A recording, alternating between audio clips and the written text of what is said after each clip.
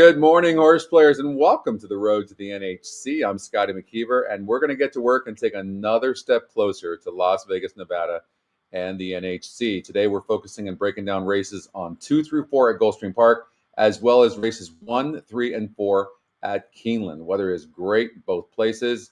And remember, it's not just about picking winners. It's about finding the best value, horses that give you the biggest bang for your buck.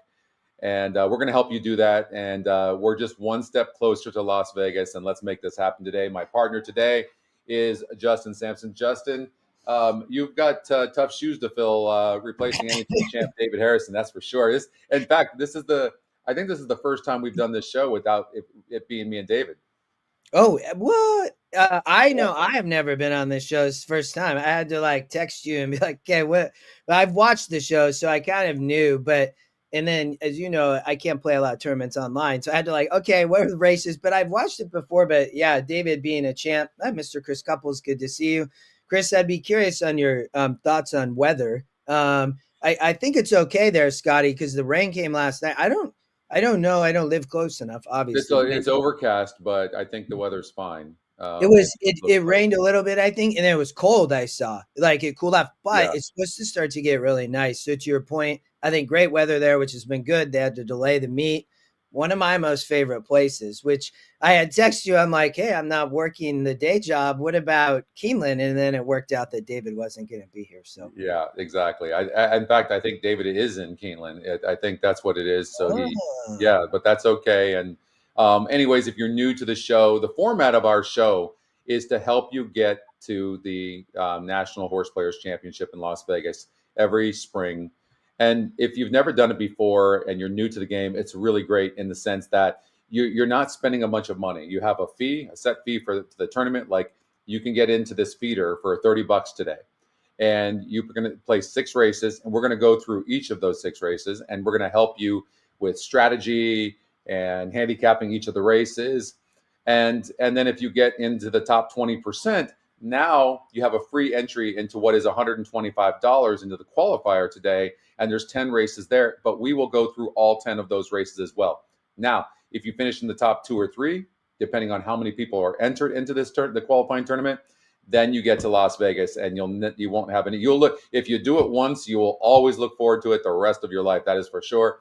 We're all hooked, and we've had so many people watch the show and learn and qualify. If you are new, make sure you go to the ntra.com and you join for $50 a year to become a tour member, so you're able to get to the NHC. You have to be a tour member, otherwise it's not worth playing these tournaments. But hopefully you can join us today. Hopefully you can get involved in the chat room. The chat room, the busier it is, the more fun it is. We have an amazing EquinEdge community. If you want to get involved and see what it's all about, hopefully you can stay tuned in today. And Justin and I are going to cover these races. Justin, you ready to go?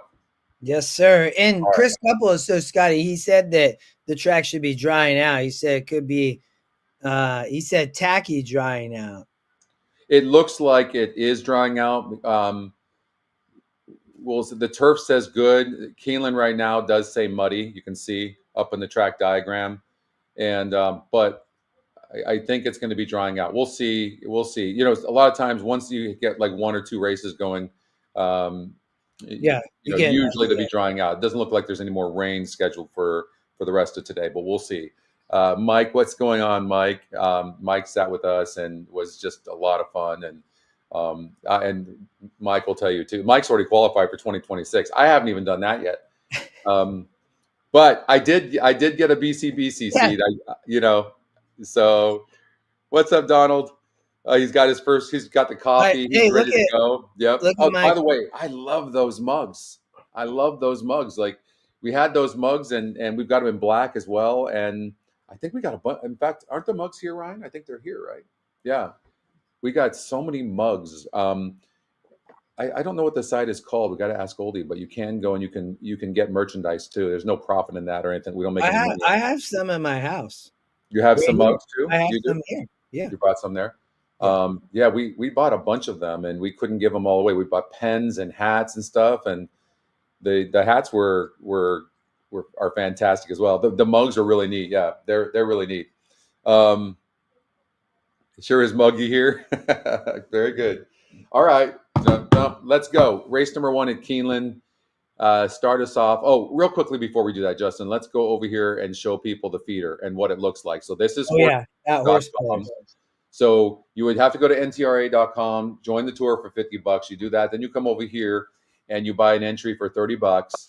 And now there's 6 races. You can see we're covering Keeland 1, then Gulfstream Park 2 is the second event, then Gulfstream Park 3, Keeland 3, Gulfstream Park 4, Keeland 4. You get the rest. So we have to pick our top pick and an alternate. Now, there's strategy involved. Less strategy in the feeders, I will say. These are all mandatory. Same with the qualifying races. You're trying to pick winners, but if you pick favorites all the time, you're assured pretty much 99% of the time you're not going to get in. So you have to find some middle of the road prices or even some long shots that you really like. But when you take favorites in a leg, you cannot be wrong if a long shot wins, because when there's only 6 races and a long shot wins, the likelihood you're going to get into the qualifiers is minimal. How much, Scotty? How much have we kind of tried to track, or like how much do you need to get in usually? Like, because you've done it? There really is no. I've never looked at it. I don't think that's a thing actually. Okay. I would assume that, like, on average, at some point, you know what I mean? Because sometimes you're going to get like a bomber, but not. But I understand what you're saying. You know what I mean? Because of those bombers, like I don't know that you can do an average. I don't know that it would work that way. Maybe it does. I don't know. If somebody knows if that's a thing or not, let me know. But I will take each race as it comes along. But I will say this: let's just say you run the race simulator. And let's go to the first race at Keeland. But let's just say you run the race simulator, and we'll just go to the finish. And let's just say you think the 5 is vulnerable, right? So it's 7-5, lucky shot. Yeah. If you think this horse is vulnerable, you would eliminate it on the race simulator, and then look what you've got. You've got what appears to be a very competitive race. And now you would just look at the horse's style and a few other of the metrics, and then you would take the longer of the price. This is where people go wrong. When I run the race simulator and I see the races so close, I'm trying to take the longest of those horses. I'm not trying to take the shortest of those horses. Why would I do that? Like, yeah, that's where people go wrong, because they get so you can't play scared. Scared money never wins. So, but why don't you start us off and tell us what your thoughts are here? Is it all about the 5 in this race, or can somebody beat the 5? Well,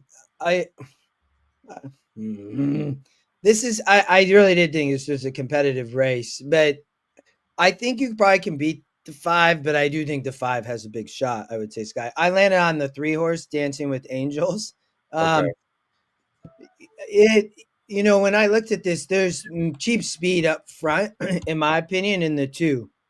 And I saw Jake put in notes today as well, Scotty. But Ben Curtis rides the 3 for Brinkman, and this horse is fast. I'm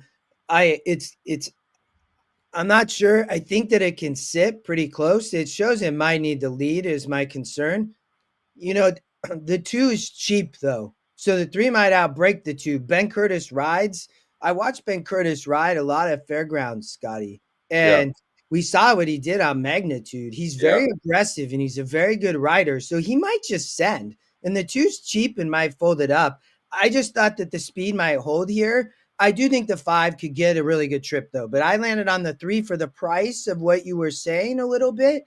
If you get around the 5, I like the 3. It's coming from stronger races, Scotty. Yeah. I mean, it did drop there at Delta, and it's coming out of that kind of circuit down in Louisiana, but I thought had a shot. Well, for me, it's 7-2. It's just a matter of whether this horse can rate or not. But look at speed. That doesn't necessarily mean a horse has to have the lead, but it certainly looks like the 3 needs the lead. The 2 seems to need the lead. The race simulator says the 2 is faster than the 3. In fact, it says the 1 is pretty fast as well. If you look at the first call on the 1, which means the 3 could get in between horses, and the 1 style is to be near the lead as well. I think we're going to see speed up front.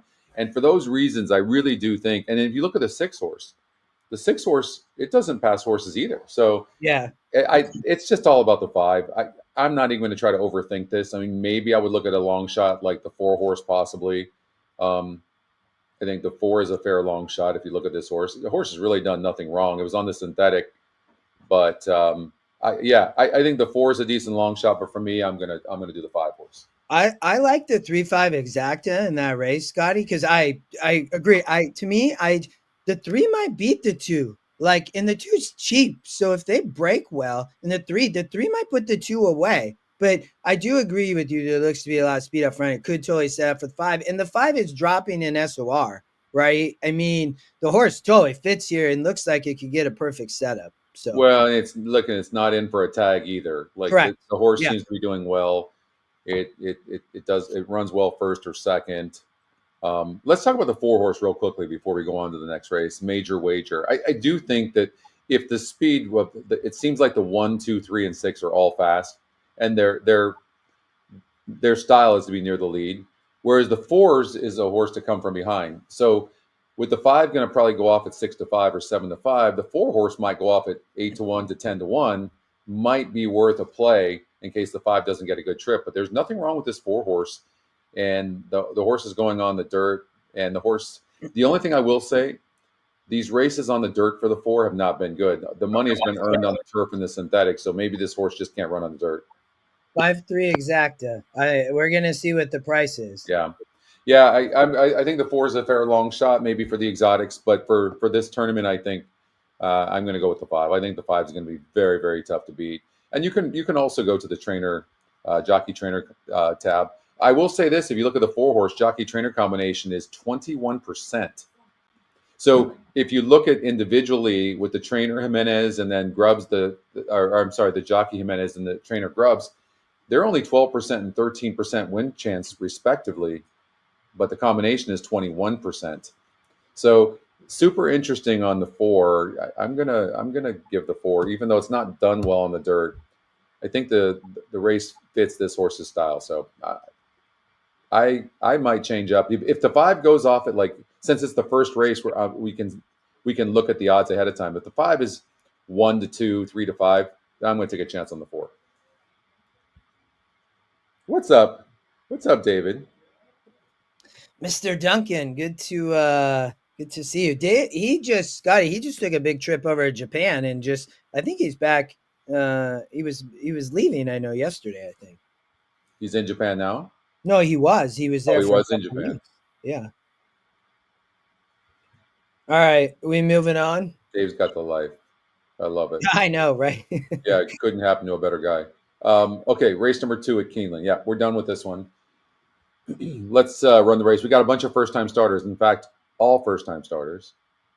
Yeah, I mean, it's Philly 2-year-olds, of course. I'm sure Wesley Ward has 2 or 3 in here, like he always does, right? He actually only has one. He might have one. scratched one of the 1-4-10 but he does have a player in this race. Is it the favorite? It is. Yeah, Garono Ranch, right? Yes. Yeah, of course. 51% to win, first-time starter. Let's see what Jake's notes are. Wesley sends out 2, so they scratched one of them. 23% win, but is not picked by.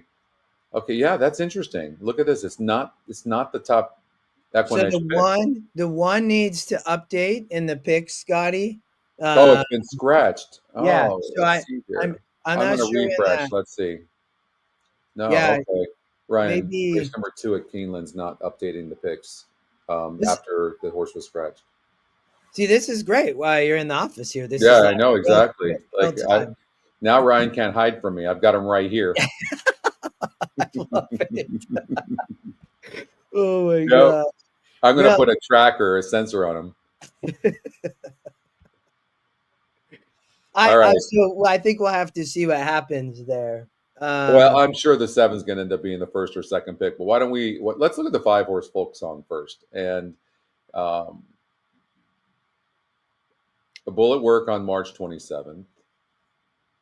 I mean, it's a hard read. So Sophie's riding, which I mean, it's only 6% because the 7's taking so much of the win percent, Scotty. So the horse looks to be working well from. I mean, you don't have a lot there, but I mean, who knows where it was before? I don't know what TTC is, and then Yeah. So Chris Couples said that this horse, the 5 is interesting. The workmate broke like a rocket. I mean, the bull had 2 backs, Scotty, and then I don't, again, it's coming from somewhere. I think this horse will probably run okay, would be my guess. So I'm going to guess. Well, look, this is interesting. So I've noticed that with first time starters, the top pace numbers, these horses are deadly. Now Yes. we're Yeah. less accurate on the pace number with first time starters, which is understandable. But the race simulator first call is saying that the seven's not that much faster than the rest of them. So that's a tough one. Based on the pace number itself, it looks dominant in speed, and maybe it might well be. Um, I will say this: the overall statistics, the race simulator is more accurate on the pace number than the pace number is. So, in fact, it's the most accurate algorithm we have. If you just click on the first call, so that's going to be almost 81% to predict who will be first or second at the first call. It's just insane. So, but This was between the 7, 5, and 12. I bet the 1 is going to update, and then the 7's going to end up in the picks. I mean, I wouldn't. Here's the thing: if you are leery about the 7 at all, don't worry about the win percentages for the rest of them. When one horse or 2 horses yeah, are getting so much of the win percentage, I wouldn't look at the other factors. Look at the GSR. Look at the other factors. Don't look at that factor at all. yeah, no, I would agree with you there. It's funny. Yeah, Eric, I noticed that too, Justin. Right? I'm Yeah. sorry. I'm sorry, Justin. No, Eric you're was fine. just saying that they increased the feeder from 18 to 30. I noticed that as well. We were talking about that this morning.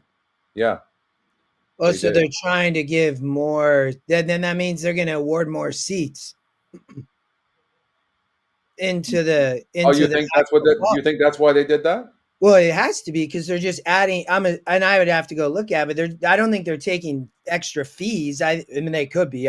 But I'm assuming that it's just creating more money in the pool to award more More entries. seats. That would Yeah. totally make sense, Justin.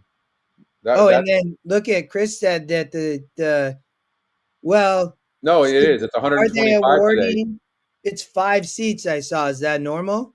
Oh, that's what they should do. They've been doing 2 seats of late. Oh, That's it's just it's 5. Did crazy. you see Well, that? if it's It's is it 5. 5? Is that Yes. well? Yes. That's perfect. That's great. That's what it should be. Oh, I welcome that honestly. Yeah, yeah. Okay. I think it's a great. I mean, I just assume, but when No, I no, that's great. That's really, really great. I love to hear that. Like it's so frustrating. You're playing against 500 people and 2 seats are available. That's really good. Yeah, so good. yeah, that's cool. Yeah, I like Um, that. Great job. I think that's a really nice move. I really do. So, it's updated, so now you can refresh, and okay. I figured this is what it would do. That's why I thought this race. So of course, then it puts the 5 on top, and as Chris Couple said, that I think that this horse is live, Scotty, but Yeah. I don't. It's a totally tough read for me. I also thought that the 12 Lex Go for John Enos. I mean, he can get them first out at Keeneland. Well, first Um, of all, how are these connections? Think about this. Tell me this 12 isn't live while telling me the 12 is live. And that is John Enos, who's a 10% trainer. This horse went from 10 to 1 morning line to 2 to 1 EE morning line. And it's the EquinEdge long shot on top of it. How's that even possible? yeah, Like, that's where I'm gonna land. I actually think the horse is probably gonna take money. oh Um, no, the horse is going to definitely take money. I have no doubt. But this horse has got to be live. Let's look at the workouts. Dave said, heard a stat that Ward with 2-year-olds at 4.5 at Keeland last meet was 9 for 13. That's sick. And he wins almost all of them. Like, yeah, I mean, yeah. that's sick. And the workouts are kind of a hard read. I don't know that you get anything from this. This is why the metrics are so important, Justin. Right? Mhm. We're human. Like, what? How are we supposed to interpret this? You know how many people have told me I wouldn't play first time starter races or even most maiden races before EquinEdge. Me too. I dreaded Yeah. them. What did you have to do in the past? You just had to use every horse. Oh, the Oh, race 2 is not in the feeder. He's right, Scotty. no, it's not. It's not. I just thought Okay. I would pull it up and look at it. No, no, that's Yeah, good. I but Stephen, I'm glad Stephen mentioned that though. but But yeah, the 12 horses absolutely live in this race. But that's what's neat about these metrics is if you just learn how to use them properly. I also think the 5 horse folk song is going to get bet too. Um, but if the pace number is correct on the 7 horse, then the 7 gets the lead. You know how the horses that get the lead at 4.5 furlongs, especially on a muddy track, good luck catching them. So we'll see. First time starters don't always break good, but doesn't it seem like Wesley Ward first time starters always break good? Yeah, I mean, he always has them ready. And it's always this time of year, 2-year-olds, right? Like he just trains them so well. You know what? Can I tell you what I think though? It's like some of the Ward young horses. He breeds them for speed, not breeds them. Well, probably buys horses Trains that are them. bred for speed, but he trains them for speed. Yeah. And so I mean, because you're not really seeing a lot of older horses, right, for him. And the same thing with Baffert. You don't see the older horses because, I mean, and the reason is when you train these horses so fast at such a young age, you're sacrificing. You're just saying, I understand that, and these guys aren't stupid. I understand that I'm gonna, I'm gonna train these horses to run well and good early on. That's it. Because first of all, their skeletons are not fully developed until they're 4 years old. Did you know that? Yeah, no, I've heard that. Yeah, Yeah. and they start so early, right? As a 2-year-old. I mean, that's why sometimes you buy a horse, Scotty, right? And I learned this because I've owned a few horses, right? But they might not race until it's after 3, right? Just as Yeah. it develops. So Well, and not only that, at these 2-year-old in training sales, and believe me, I've been a part of them for the last 3 years. At these sales, I mean, the people that are selling these horses, they understand that, so they're doing everything to get these horses to train as fast as possible in that workout. They got one shot at it, and it's a lot for these young horses. It really is. And so, anyways, getting carried away on that a little bit, but in light of that, I mean, Wesley Ward is always dangerous at 4.5 furlongs. Um, and let's go to the race number 3. All right, let's run the race.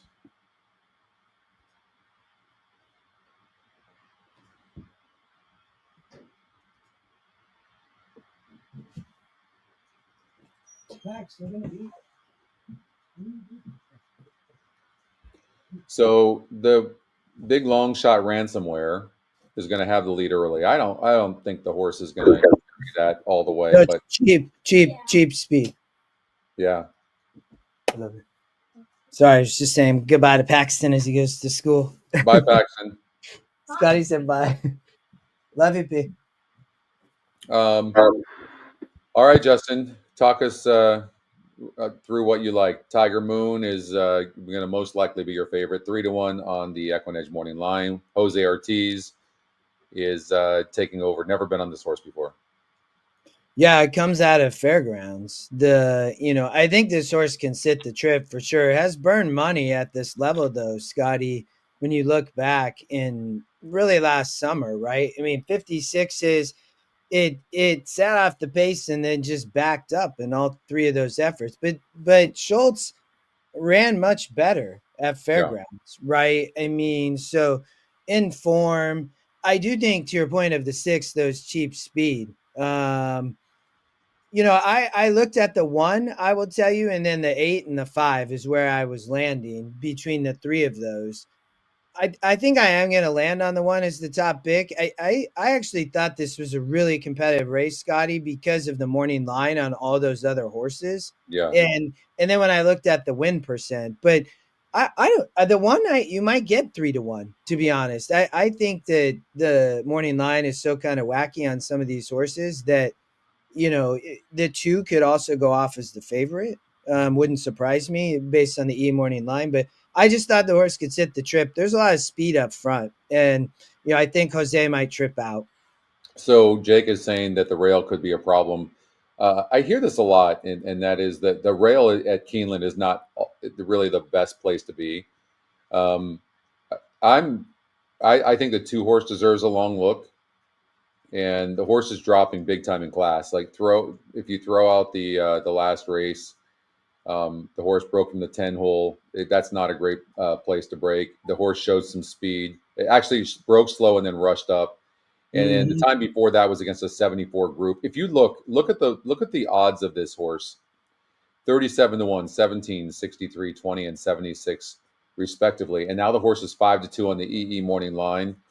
I think the two horses seriously live in here, and I think this is the horse to beat. Yeah, the other two horses, I mean, the 5 with that morning line angle, Scotty, is what, and again, I just think some of the morning lines here were a little bit off, obviously. Um, but you look, I mean, just one last out, but it was over on the Tapeta. I think this horse will run a good race, but I don't think will win, but I would watch that horse in vertical bets for me. I think could run a good race and really surprise underneath. Um, but I worried a little bit about the two with some of these other horses that look like they really need to be close to the front, and Yeah, I don't know that it's. I'm assuming this must be 16,000 claimer. Is that the bottom level at Keeland? I'm not sure. Um, I think it is the bottom level. but so again, that's why I thought it was really competitive, and I just thought there might be a lot of speed up there. I kind of worried about that. I think Jose take back and just sit the good trip. That's the hope. So. What about the five? Yeah, the five is interesting. 9 to 2 on the EE morning line compared to an odds makers. I mean, those are the types of horses you're looking for in the tournament, like this.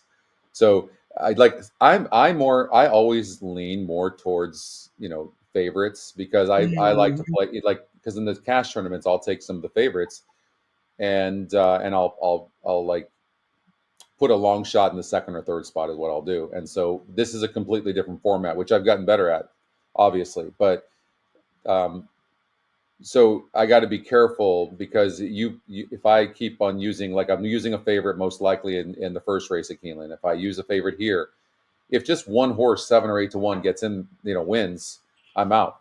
You're pretty much out. Yeah. I, Yeah. for sure out.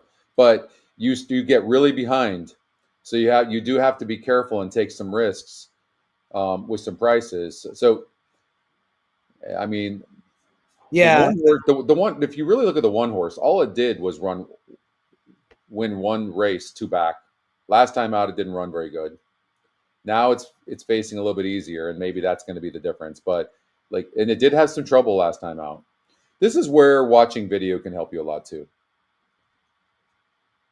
Yeah. No. But I mean, but also you mean watching video of past races. Yeah. Yeah. And to Jay's point, um I know that getting back to the rail, I think it does better if I remember obviously going two churns or maybe not. I don't remember. It's always hard for me at Keeneland, Scotty, to remember some of the track tendencies. But Right, I but that's inside speed horses too. The one is not an inside speed horse. The Oh, one, yeah. No, I know. Yeah. yeah.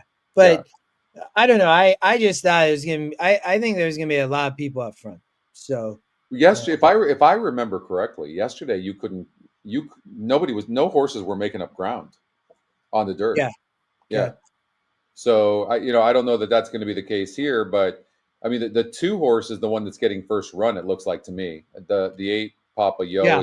is gonna or the 8, but the 8 also looks like his style is to be near the lead. It's rated a little bit, I know. Yeah. and the 6 is fast, and so I think that hurts the 8 a little bit. But the 8 is going to Yes. be scary because the 8's most likely from that outside from that 8 post going to be sitting in second, and Well, then and it's Louis riding, right? yeah, I mean, he always rides so well at Keeneland. So yeah, that's where when I saw that, and if you look, he's won 2 out of the last 4 races. He rode there at Keeneland and at Churchill, right? yeah. But those reverse a lot easier. That was my concern with the 8 Sky, but it's lightly raced, right? I mean, it only has 10 races off the layoff. You know what I don't like? What I've been trying to do of late, anyways, is stay away from horses like this that are really coming into the race, not just with one bad effort that you can make an excuse for. And sometimes you Yeah, can't, but you just forgive it because we don't know everything going on. But two straight bad races in a row, and now in for this $16,000 tag. You know what I mean? I think these are the types of horses I'm trying to play against. I mean, I think they're connect. In my opinion, I mean, I know the GSR goes up at 9, and I think part of that, Scotty, is because maybe the source likes the wet track, but I think we said it's drying out. So was all those layoff lines, right? I mean, the horses just never. It seems like they're giving up. I guess they're putting the horse up for sale. They're done. So that's the kind of how I got away from it. But And then people are going to look at this too. I'm not saying this 5 can't win, but this horse won nicely, no doubt about it. But on the synthetic, yes, yeah, right? I mean, now look at this. I don't love horses like this that have been running on a different surface the entire time and all of a sudden changing up. Like, I know this horse has done okay on the dirt, but from what I have experienced, these types of horses just don't win very often. I actually, the more we talk about this race, and we need to look at the horse Patrick mentioned, it's only 1%, that's the 9. But after really looking at this race, and I think we need to look at the 7 first, it's just to me, and even the 4 horse is 8-1 on the EE morning line, but it does look like the 1 and 2. It really yes, does. yes, yeah. Yeah, No, I think. I totally agree with you. Yeah, I thought this the 4 to me was more of a vertical horse. I think you could. I mean, maybe the 4 runs into the try, or something. Well, But this is another one that's been running on the synthetic, and yeah, um, yeah. But if that you horse, if you it look does. though, The GSR goes up on the dirt. I just don't. I mean, it is a long shot. I just didn't think that horse could win. I mean, 2 wins in 20 races. It's been facing easier horses.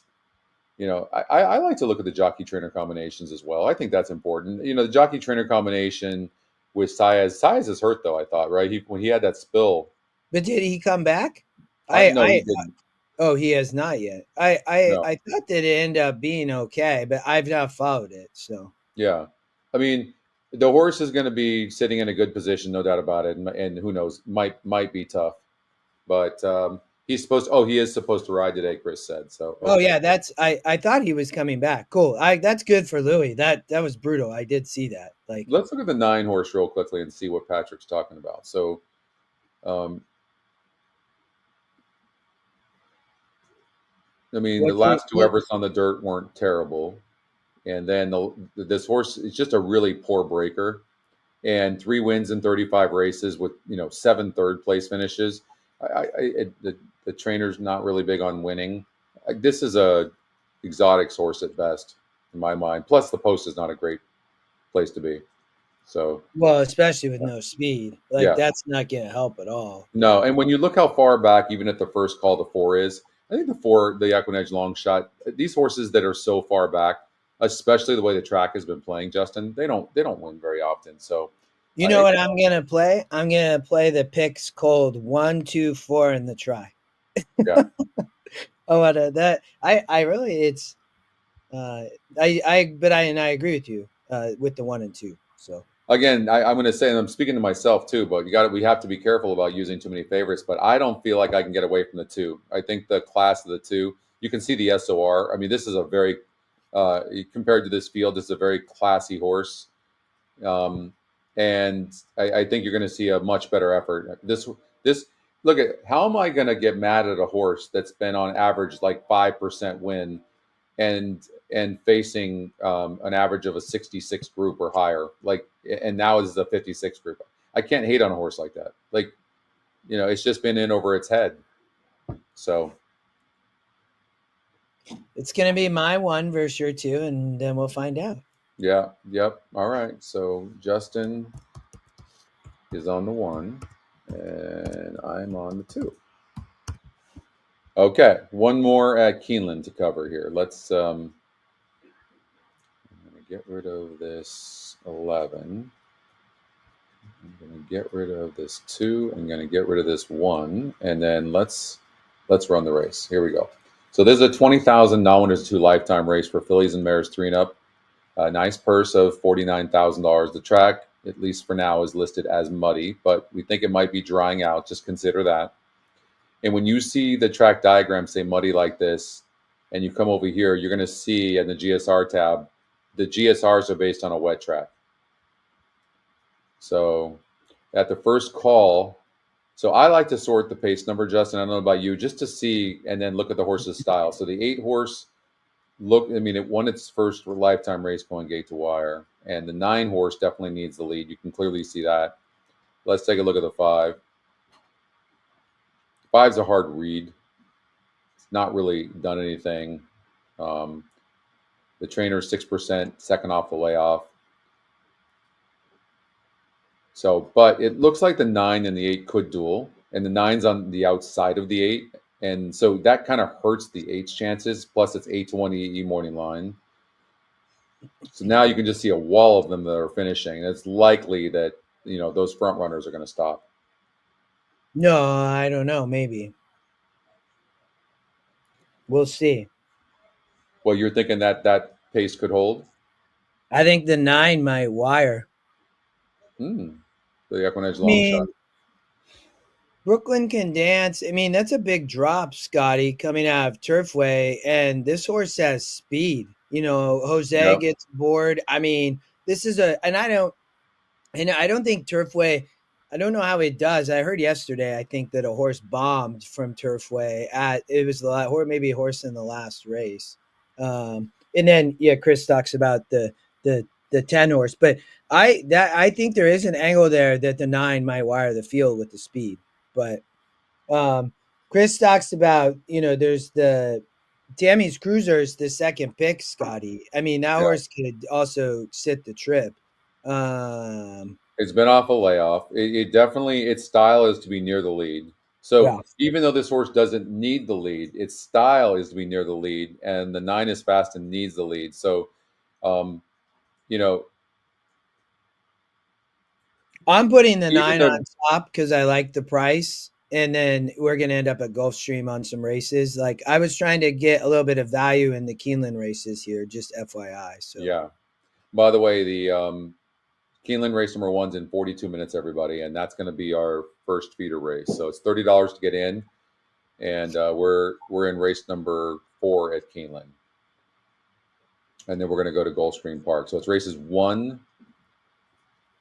3, and 4. Correct? I believe so. So here's the thing with the yes. 10. Yeah. First of all, the 10 is 8-1 on the EE morning line. The GSR is going up. You can throw out the last race. It didn't enjoy synthetic whatsoever. Win percentage doesn't go up, and it certainly has a look, but you can see it like loses ground. It just keeps on losing ground. It's in position constantly, and the one race it did win, that was a 42 SOR group. So it is the EquinEdge second pick though, and these are the types of horses that you need to get, and so I'm not hating on this horse at all. And the thing is, we always talk about with the race simulator, if you don't love the 3, and we'll talk about the 3, if you go like this, look at this race. Like it's an absolute grab bag. No, So I agree, Scotty. Like that's where I'm just hoping that the 9 is because the pace number is only in the 60s, and I think that I mean Jose gonna have one plan, yeah, and I think I saw Patrick said the GSR's turf sprint dirt route. I mean, I'm not sure I would agree there. I can maybe understand, but I think this horse could sprint on the dirt. I mean, it's been sprinting on the Tapita, so that's great yeah. information, I Patrick. mean, By the way, and see, like Patrick said, the 9 adds blinkers, and yeah. so that horse has one plan, and I like that from an SOR. It's the top SOR, Scotty. So it's Well, listen, I here's the thing though. Well, it is dropping in class. That's the biggest thing. Like they added blinkers last time out, it didn't help, but it was also against a tougher group, and it depends on it. Each race is different, and here the 9 looks like it can get the lead, and the 8 doesn't have to have the lead. It's a hard read on the 8. It went gate to wire first time out, and then it didn't run the second time out. If I'm the jockey, James Graham, I'm thinking that the 8 horse needs the lead, and I'm thinking that I'm facing easier than I did that day too. So I'm sending. So to me, and he can see that the 9's fast as well. I'm gonna guess that the 8's gonna send as well, and we're gonna see some speed in here, which could set it up for the 3 horse. But here we go. I mean, the 3 Burn Money is the favorite last time out against a similar group. Its GSR does go up though. Maybe it didn't really have that much success on the synthetic. If you look, it's made all of its money she has on the dirt. yeah. I mean, is that horse really gonna get that type of pace setup? I mean, I mean, if the 9 and 8 duel, which I think is a possibility, like you said, if the 9 can't clear, then but my God, I mean, that horse runs the race him fairly easily, which is pretty crazy. I mean, just gonna save ground, I guess. But I mean, has Yeah. not won. I mean, is 1 for 21. I Yeah. personally just can't. Not in a wide open race, Scotty. Like I don't know. Totally makes sense. No, absolutely. I was just looking at that same thing. 1 for 21. Let's look at the jockey trainer combination of the 3 horse. And Means oh, Le 0 Peru. for 3. So 0 for 3, but nobody's that great. Like you can look at that. The only one that's decent is the 8 horse Rare Ruby, but that horse is going to have to rate because the 9 seems faster, especially with those blinkers added. So changes. There are a lot of changes. Johnny Velasquez gets aboard the 10. Like we're still on this race, so this race is a bit of a struggle. Machado is always good for a long shot or two in a race card at Keeland. This second off the layoff, this one's not so bad. The 5. yeah, I thought that I did the other one that I looked at, Scotty, outside of the 5 was the 7 horse. So I mean, me against this horse, they did improve last out, so it's kind of a tough read because this horse is coming from overseas, and Yeah, I mean, it's just that like this. I mean, I don't know. Is this horse gonna like the dirt? I mean, it's never been on the dirt. I don't. This race though, I like the 9 actually quite a bit, just because I like the angle. I just yeah. think a lot of these horses aren't great, and with the drop, and if Jose clears, I think on the dirt it could, if it's speed favoring, he's just gonna be gone. So um The only negative for me on the 7 horse, I can't. That horse has never been on the dirt. I can't. That's the type of horse I have to try to play against. I will say this for the 7, if you like the 7, it's getting off the rail. First couple of races in the country, yeah. it drew the rail sprinting, so not a great place to be. And the horse did improve in its second lifetime start, to be fair. But um, yeah, you're asking a lot in this situation. The I'm trying to figure out what happened in the last race with this horse. Chased. It seemed like it had a fine trip. Well, it just doesn't like to win. No, it just does not like to win, does it? Like it just doesn't. Like the I'm getting Yeah. caught up a little bit in the race simulator, but I think this is the type of horse that can really hurt you. Plus, it's going to be pretty far back. Look at it; it's going to be as far back as the 12 horse. It looks like almost, and you really need to find somebody more tactical. Like who's going to get first run on the 8 and 9? Well, you talked about the 5 with Machado. I mean Five, that's 4, probably the horse. 10's coming as Yeah, the well. 10. Yeah. I'm gonna play against the 3 personally, so I'm gonna throw that out there, and then I think maybe running the race and see what it looks like without the 3 in there. Let's take a look. So there's the 9 and the 8, possibly dueling. The 7 sitting on the inside. 6 is backing up, not surprisingly. And the 12 is really making a move coming, but it's still going to be way too far back. And what's interesting is, and I love this move too, when I see only one horse with the blue closing, so this means the Mhm. horse is going to close. Yeah. Um, when I see that, these horses, they win an awful lot. So, and this horse did rate here, and it's coming off of a layoff for Mike McCarthy, who's 16% off the layoff. Let's look and see. Look at this. There's a bullet here on March 7th. Like these workouts are not terrible. Maybe there's something here. Maybe it's about this horse here. Throughout the last race and the 2 races prior against a little bit better weren't terrible. And this is the lowest level this horse has been at. I'm going to take the 10. No, I'm going to take the 10. I think the 10 is a good option, Scotty, because it shows up in the picks too, right? And Yep. it might just sit off the speed, especially if they duel up front. Yeah. So, and to your point, that horse might get the first jump and just sit a good trip. Johnny V rides like this is a tough race. I mean, to me, it was out of the early races, but I like the price on your 10, and I think the 9 will end up being a good price as well. So The 7, we talked about the 7, Patrick, and the 7, going on the dirt for the first time. That's, she's never done this before. She improved in her second start. She gets off of the rail. You can make a case for her, but she doesn't really get the blood pumping. So for me, the 10, Justin, the 9. All right, Keeland, we're done. We've done races 1. We actually did 2 as well, and races 3 and 4. And Tampa Bay race number 1's coming up. We're not going to cover that, but it is coming up in 8 minutes if you're going to play. And Gulfstream Park race number 1, which is not part of the feeder, but we've got 33 minutes before the opener at Keeland, race number 1. But let's get to Gulfstream Park. We're covering races 2, 3, and 4, correct? yes.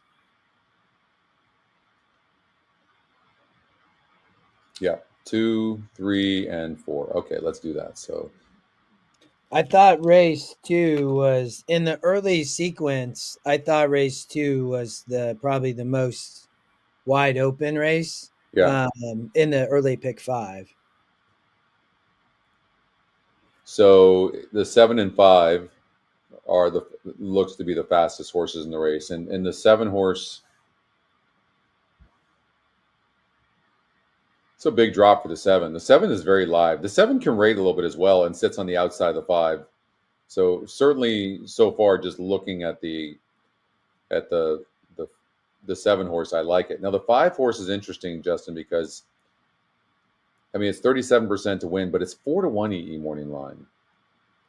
Like, something about this horse is just not all that great, right? It is dropping in class, but so is the 5. I don't know. What are your thoughts on the 5 horse?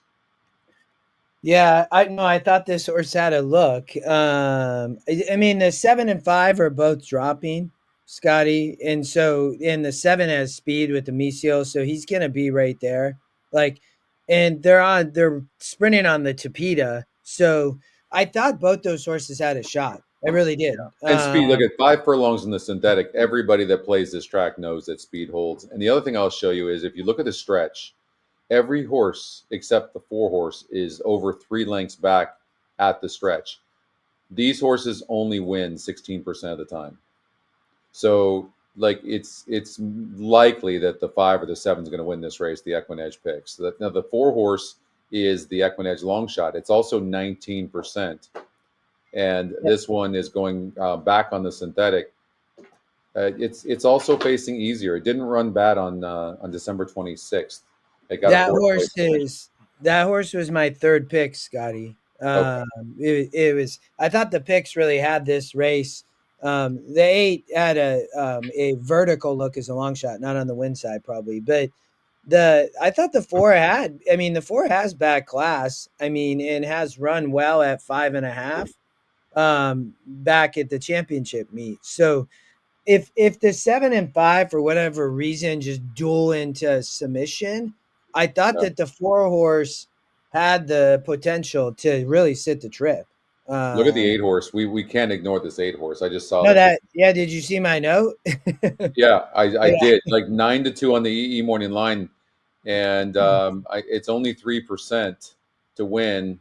And that's because the 7 and 5 are taking so much of the win percentage. But Paco gets off of the 4. The 6 has since been scratched, and the 7 horse.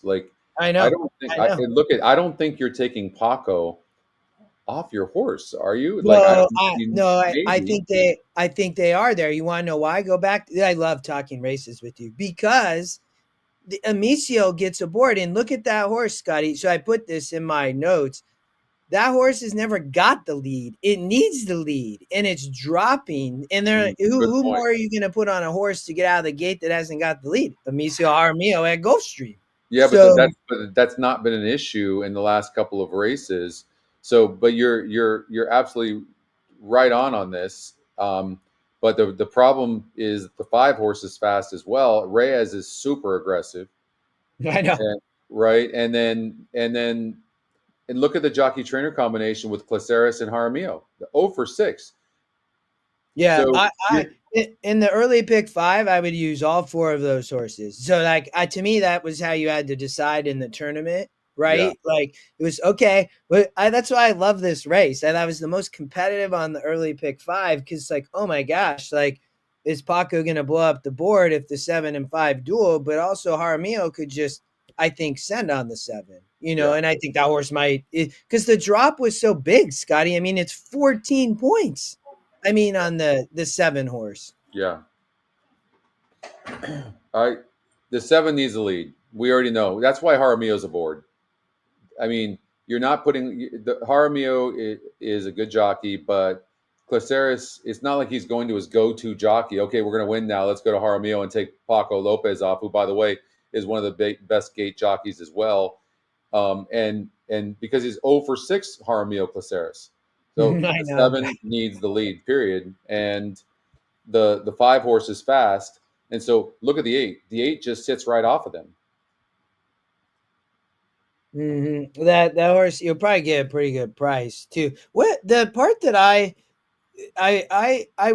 kept looking back at the 5 though, and we had started there. I mean, in probably being in the inside maybe doesn't help, right? But can the 5 actually sit off the 7? I mean, it did show 3 back, Scotty, like that maybe the horse could sit off the pace. Yeah, but here's the thing, and I understand why you would say that, but what you have to recognize is the horse isn't passing any horses because look, there's another horse clearly stopping. This horse is not right. The other horse, the horse that was in front, was obviously slowing down. I got it. Yeah, because you have to be passing horses. Like you don't see this horse passing horses. In fact, it's in third of the second call, and then second, but the lengths, it's 2.5 lengths back instead of 2.1 lengths back, right? So this is definitely not a horse that likes to pass horses. No doubt about it. So, I mean, to me, it looks like these 2 horses are sending. Obviously, both of them, and I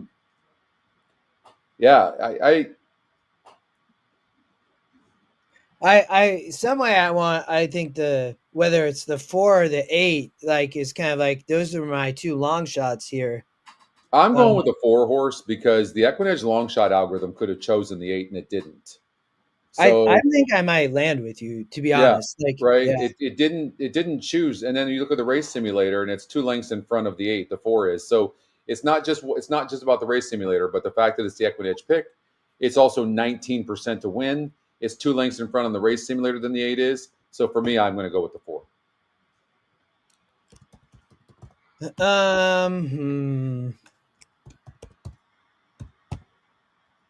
Hey, it's okay. It's okay to go with me. I know it's okay. No, this really was. This was the tough race. Because listen, it's okay that I had to talk I'm playing the 4 too. I had to talk you into using the right horse. Don't let that bother you. I'm using the 4 too. I am using the 4. Okay. Smart man. All right. Let's see if I can talk you into another horse here in race number 3 at Gulfstream Park. Yeah, you might. This actually was a good race too. Were they going? They're sprinting. Now they're going 2 turns on the Tapeta. Right.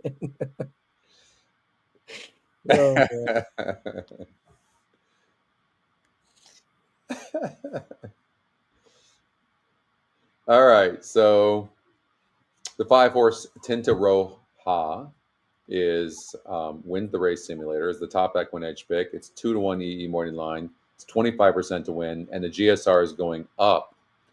So it doesn't look like maybe it loved the turf experience, and it did beat a 42 group, breaking her maiden by 3.5 lengths. Did have what seemed to be a perfect trip. But I will say this, look, this horse has been running in these races, and that's what I look for. If you're going to be dropping in class a little bit, or are you running? So the GSR is going up 11 points. The win percentage is going up. You're facing similar, but in second off the layoff. But if you even look at if you look at every race for that matter, this horse tries every single time. So I can't hate on this horse. I actually I think the 5 horse. I haven't looked at the other ones yet, but the 5 does look good. I thought the picks had this race covered, Scotty. Like it was between those three, the 7, the 5, or the 5, the 3, and the 7. Okay. 5. Okay, so let's look at the 3 horse Saint Chappelle, and this one broke its maiden last time out. We know how that works out. Yep. It makes me like the 5 that much more that a horse like the 3 is actually the second EquinEdge pick. It Yep. did win easy, and sometimes horses can, all of a sudden they learn late. It's not like this horse doesn't try, for sure. Pinched early and still ran good here. It broke last here in this 3-7 race off a layoff, and then came back. They brought the horse right back, and the horse ended up. I would play against the 3. It was my third pick. You might land on the 5. I'm playing the 7 because I love the price coming. I think there's a lot of speed on the Tapeta. I don't traditionally like to play speed on the Tapeta with.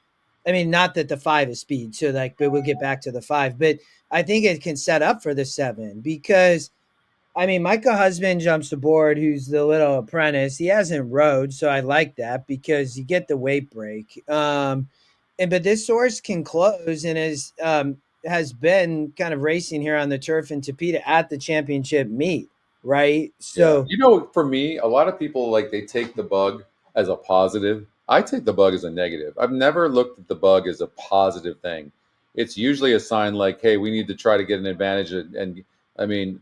I don't know. But it is. I agree with you. But I don't see it as a negative. They just need help here. I see it as a negative. The horse is right there every time, and it loses ground every single time. Yeah, but this horse is dropping. This group's not great. They're non-winners of 2, right? We got a 1 for 10, a 1 for 22. The 5's legit. The 5 is my second pick. Don't get me wrong. But the 7, somewhat lightly raced. It's finally dropping, getting so much easier. And there's a lot of speed. It's not dropping, but it's not so much easier. It's going from a 50 SOR to a 48.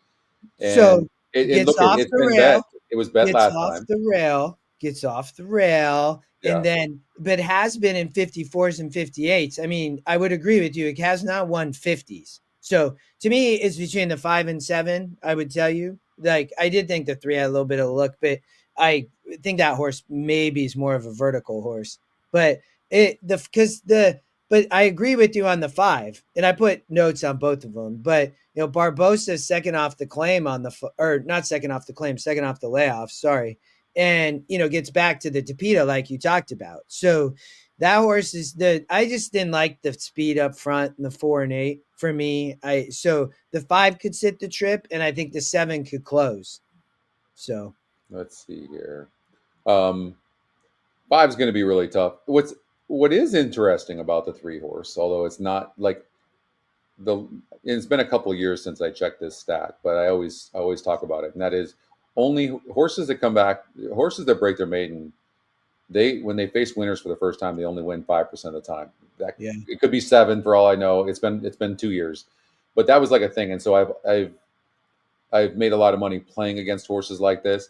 That being said, the horse must be live, and I'll tell you why. Because 1, it's 5-2 on the E morning line, and 2, it's the EquinEdge long shot. There's a couple of metrics pointing towards that horse, and when you look at the race simulator, it's the only horse that's actually closing. Now, the 5 though is going to get first run. You can see that the 3's back here, and the 5's going to be sitting, off of what appears to be the 4 and the 8. So. It looks like the 5 gets first run. So I actually think that we could see the picks having a good day today.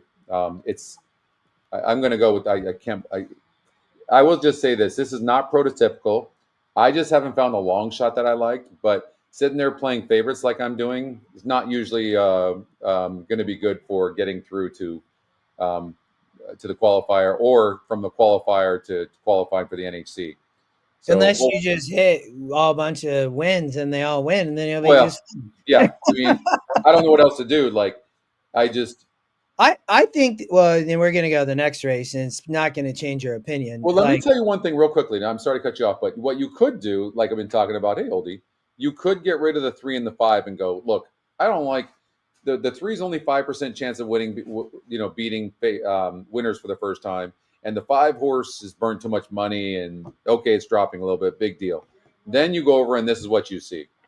You see the EquinEdge long shot, which you like, and you see the 2 and the 4. And the 2 and the 4 both have decent win percentages. And because the 3 and the 5 are going to take action, then that's the way you could do it. And maybe this is the responsible way to do it, honestly. But the 2 just broke its maiden as well. And maybe the 4 horse could play. The problem with the 4 that I see, this horse needs the lead. And well, so I think the 8 does too. Yeah, and it looks like the 8 does as well. Yeah, not as much the 4. Like the 4 clearly needs the lead. Maybe the 8's going to send. Hey, listen, maybe the 4 gets an easy lead. Yeah, maybe the 8's on the outside. Maybe the 4 gets an easy lead, and you don't catch the 4. Maybe it won't be a surprise. Will you be surprised if the 4 wins? No, no, I could see that angle, like that the horse would wire the field. It's just so hard on the Tapeta, and I think it can go too fast. Wiz is ganging up on me just because you like the 7 right? Too. Now Wiz likes the 7. I hope we get a good price. He doesn't love the 7. He's just going with you just because he feels bad for you. All right.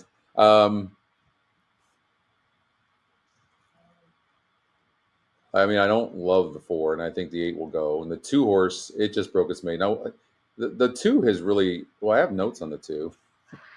Hold on here. Next time, watch out. Post. So look, that was a good note on this horse. Watch next time out. Post was brutal, and then draws the 10 post again and wins. And it was wide in the first turn.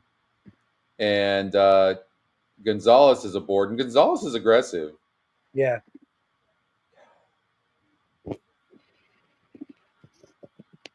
The race simulator doesn't love the 2, and here's the thing too: the 2 doesn't really have all that much speed, whereas the 5 is tactical. The 5 can just be wherever it wants to be, and so yeah, I like the 5 and the 2. I'm gonna probably take the 5, but I might take the 2. But if the 5 is okay, I would just say that if the 5 is sound, the 5 is winning this race. If everything is good with the 5, it's going to win this race. It's tactical. It can be placed anywhere it wants to be placed, whereas the 2 is going to be at the mercy of pace. So I like the 2, but I think I'm going to go with the 5. All right, I'm going to stick with the 5. Gulfstream Park 3, 5, 2.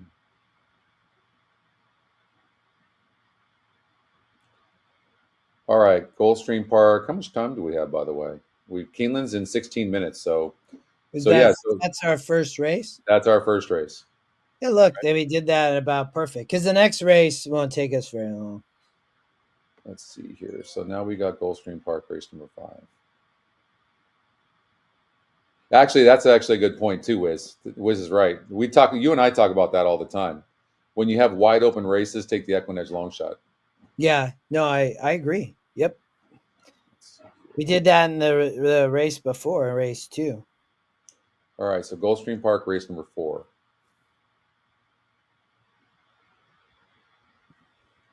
Okay. Smaller field of 6. The 1 has been scratched. Only in America is your favorite.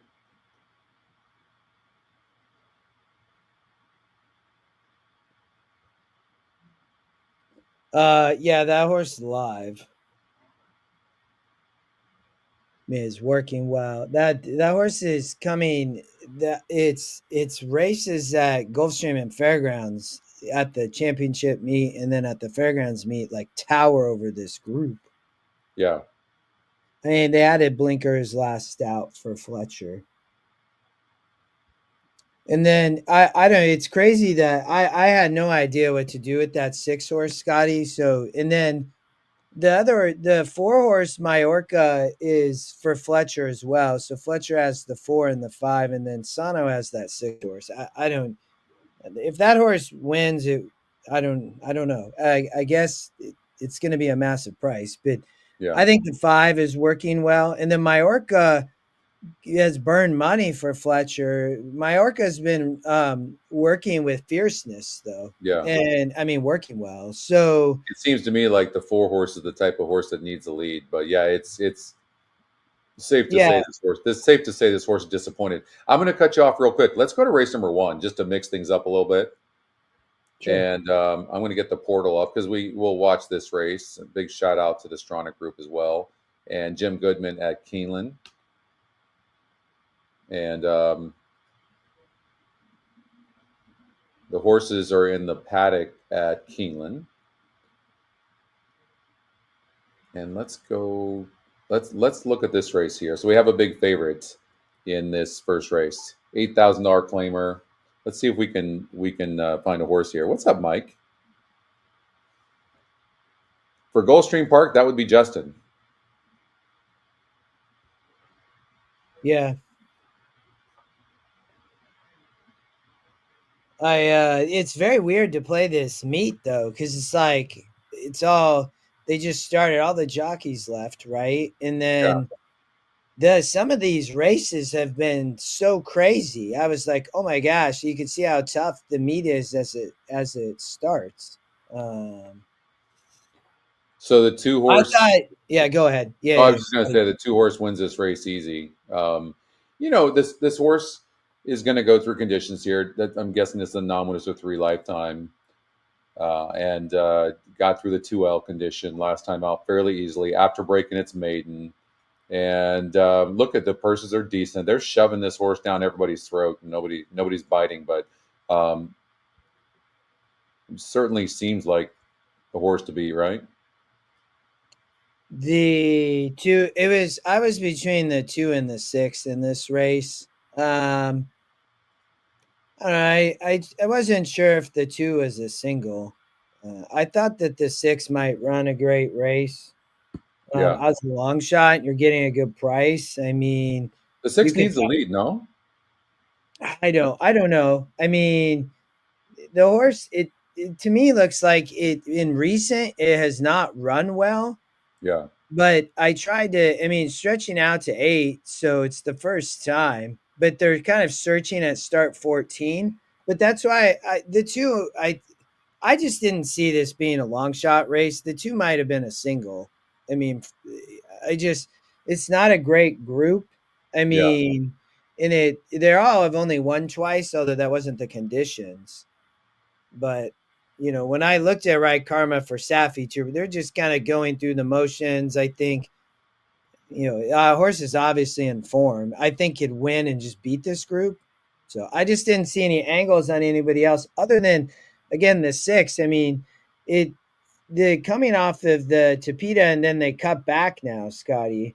Yeah. So the horses kind of sat off the pace a little bit in past horses, but then it gave it up to start its career. And I don't know. It kind of was one of those horses. I was like, this horse just seems more interesting. But I didn't really like anybody else besides those 2. I think the 3 horse looks like a player in here. I mean, two's the horse to beat, but and 5's going to be forwardly placed, but um, and it won 3 back, but it was 44%, 46, and 67%, and now it's 18%. So Gonzalez is super aggressive. I would imagine Gonzalez is going to send this horse, but the problem is the 6 is going to probably send as well. And Vasquez is very aggressive. So I think those 2 are going to duel. It's not a great post position for the 7. I think it's all the inside horses. Like you can see, I think it's the 2 and the 3. I think the picks have it right. Let's see here. Let's get this up. Gulfstream Park.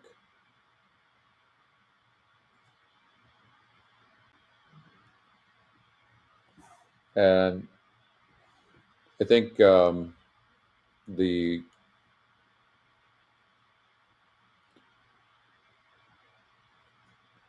I'm gonna do a bigger exact 2-3, but I'm gonna come back with a 3-2. I actually think the 3 is gonna run good.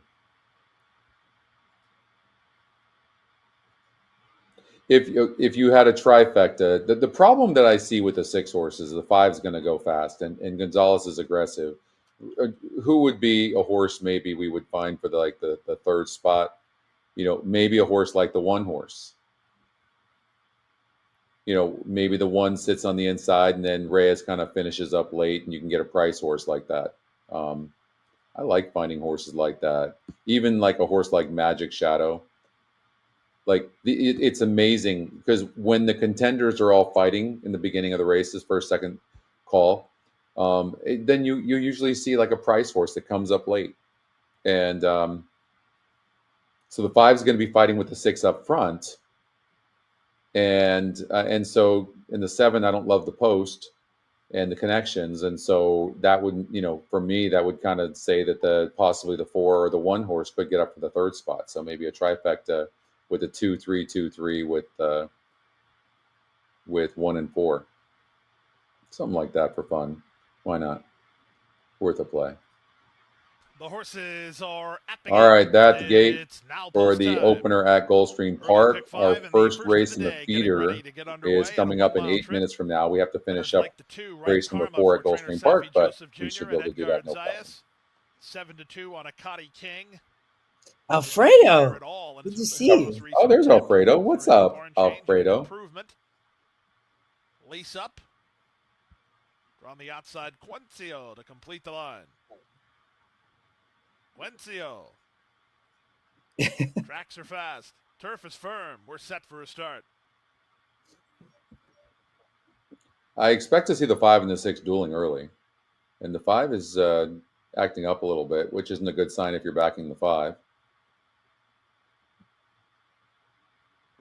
And stumbled at the start, not a surprise. King was a step slow to get going. Good start for the 2 favorites, Secret Lover and Right Karma. Out in the middle, Quencio. Lace Up is not far away. Moving out the rail, things are getting hairy. Toward the back of the field, King and Magic Shadow is last. Out of the chute, onto the main track, the outside duo have kicked on with Quencio and apprentice Yolber Torres on top now by a clear length and a quarter. Lace Up is second, moving through traffic now. The 2 horse, you notice the way that the 2's running style is? It's like a horse that kind of runs with its head down in front like that. Right Karma back to second last, and he has to angle for racing room. And that's pretty slow. 24 and 3 for the quarter is very slow. Get it done. Get her done. The leader is still Quencio by half a length. Lace Up is second. 3 wide Akati King, getting started 4 wide. Zayas has no choice but to move on Right Karma, and he moves right now. Magic Shadow is back to 5th, then things are getting hairy, and the back is Magic Shadow. Around the floor turn they race, 47 and 3 for a half mile. That was a big second quarter, and here's a move from Right Karma. Yeah, they really sped it up. Right Karma's up to challenge for the lead. Akati King goes right with him. Back running again is Secret Lover. He's in the red cap. He'll circle. Come on, Six, Scotty. Shot at the leader as they reach the top of the stretch. 3 quarters, 112 and 1. Right Karma tries to get away. He's put away Akati King. Lace Up is battling hard toward the rail. Secret Lover down the center. Come on, 3, get up for a second. Zayas keeping Right Karma to task, and the task is well in hand. It's Right Karma. He'll make it 3 in a row and win the Friday opener at odds on. Right Karma is in front. Secret Lover gets up for second. Did you put the 6 in third? No, I didn't exact it though. 2-3, and I didn't put the 6 in the third spot. You asked what horse, and I had already given it to you. I know, no, but the thing is the only reason, not that I didn't like the 6, it was that I thought the 6 and the 5 were going to duel, but when the 5 stumbled, that really helped the 6. So, but the 2-3 exacta I had. So that was the biggest play that I made, was the 2-3 cold. I think that the system had the try cold 2-3-6. Yeah, it sure did. I didn't do any work really, did I? All right, let's see here. We got Keeland coming up. Oh, that's a good way to start. Has performed in those races, and it hasn't. All right, so they're on the track there. So we have to have our plays in. I don't think I put in my plays for it. So Keeland race number 1, 3, and 4. Why don't you pull up the video, Scotty, and just turn? I think Gabby was talking, and then you can put your plays in. Maybe just listen to it for a minute. Yeah, that's okay. Real quick. I hit the C, and then I hit the exacta a few times. What's up, Angela? Oh, you did. So Angela had Yes. Exacta Oh, with see, the 6. you needed to try. Just or Oldie, yeah, whatever you got to do, Oldie, no problem. It's good to see Alfredo. I know it's good to see him. I Yeah. haven't been able to.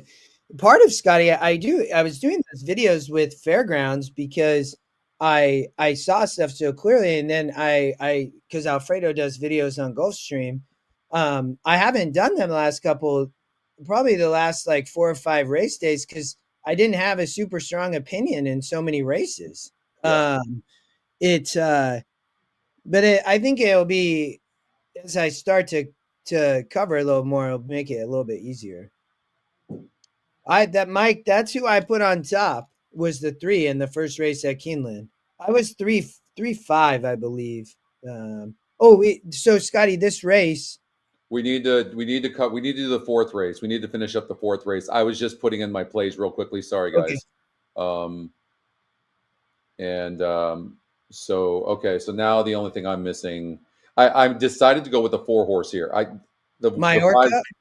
Yeah. No. Race 4 at Gulfstream. No, but at race number 1, yeah, we need to cover race 4. But I decided to go with Major Wager here in the first race. Although the 5 is the horse to beat, so you know what I'm going to do. I'm going to do like an exacta 5-4 just to cover myself. And but this 5 is going to be awfully tough to beat. Who knows? I could change my mind even beforehand. But let's just real quickly let's finish up Gulfstream Park race number 4. Tell me again what you like. I was on Only America. I thought this horse actually could be a single in the sequence. I think can sit the trip. There's kind of a lot of speed up there.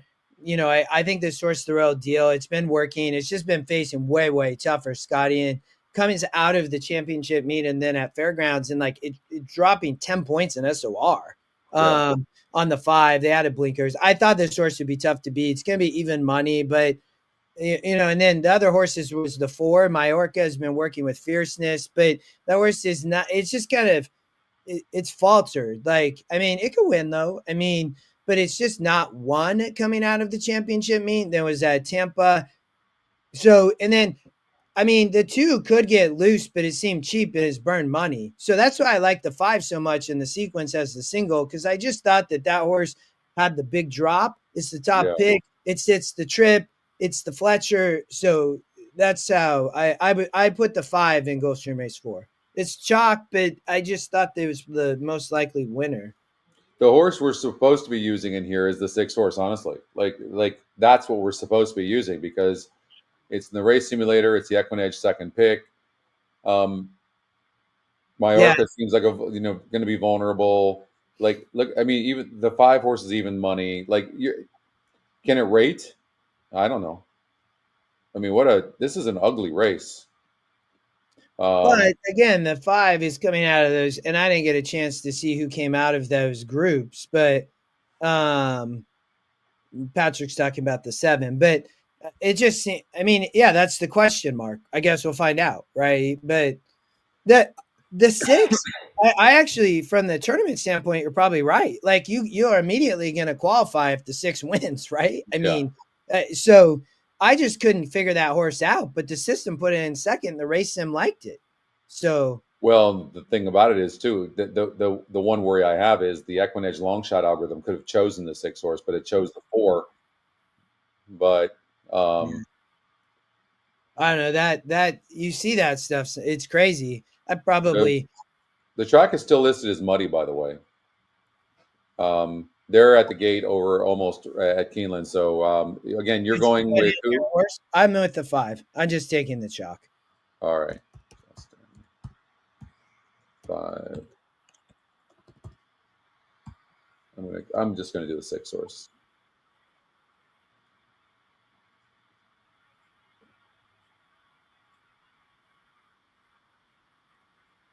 All right, so I went with the 4 horse here, and videos about with Busk, the last one.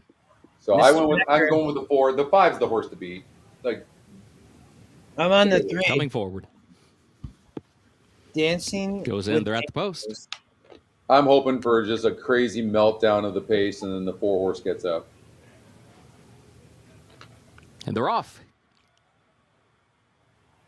King of Kentucky and Dancing with Angels. These two come right out for the lead. Busk will join them up on the far outside, away running in third position. Twirling Roses, content to travel fourth here early on, is joined there by Lucky Shot and Major Wager at the back, and King of Kentucky, the leader. King of Kentucky on top and leads it by 1 length. Over to the far turn, Busk outward from the rail, second 3/4 of a length, and then Dancing with Angels is third. Then a gap of just over 2 more lengths back as they round the turn to Lucky Shot. And Lucky Shot is fourth up on the outside, still running 5 lengths off the lead. 21.78 seconds the time for the opening quarter. 5. To the top of the stretch, King of Kentucky leads it by 1.5 lengths. Busk is second by 5. Lucky Shot third. Twirling Roses is fourth toward the inside. Dancing with Angels, then Major Wager last. Here comes Busk trying to chase down King of Kentucky, who still has the lead by 1 length. Busk is second. Lucky Shot is third on the far outside, has still 6 lengths away. Here's Busk again taking aim on King of Kentucky, but still hasn't gotten by. Now draws alongside. It is Busk with Carlos Barbosa getting the lead a deep stretch. Busk to win the opener. 6-2. King of Kentucky was across the wire in second. Then it was Twirling Roses up the inside third. Lucky Shot was fourth. So, all right. Well, Busk had the highest GSR. It was the fastest horse in the race, and it went gate to wire. So, moving on. The 2 was right there as well, but look at the favorite Lucky Shot didn't show much gate really speed today, and unfortunately, he could not maybe speed catch is holding these again. two horses that just outbroke him and ultimately outfinished him. The number 2, King of Kentucky, showing a tremendous amount of gate speed. The 6, Busk, involved in that early duel as well, proving that last time out was no fluke. For sure. The speed. That's 2. It's, I'm going to guess it's going to hold. So, all right, let's get to now. Let's get to our qualifying races. Let's do that. All right.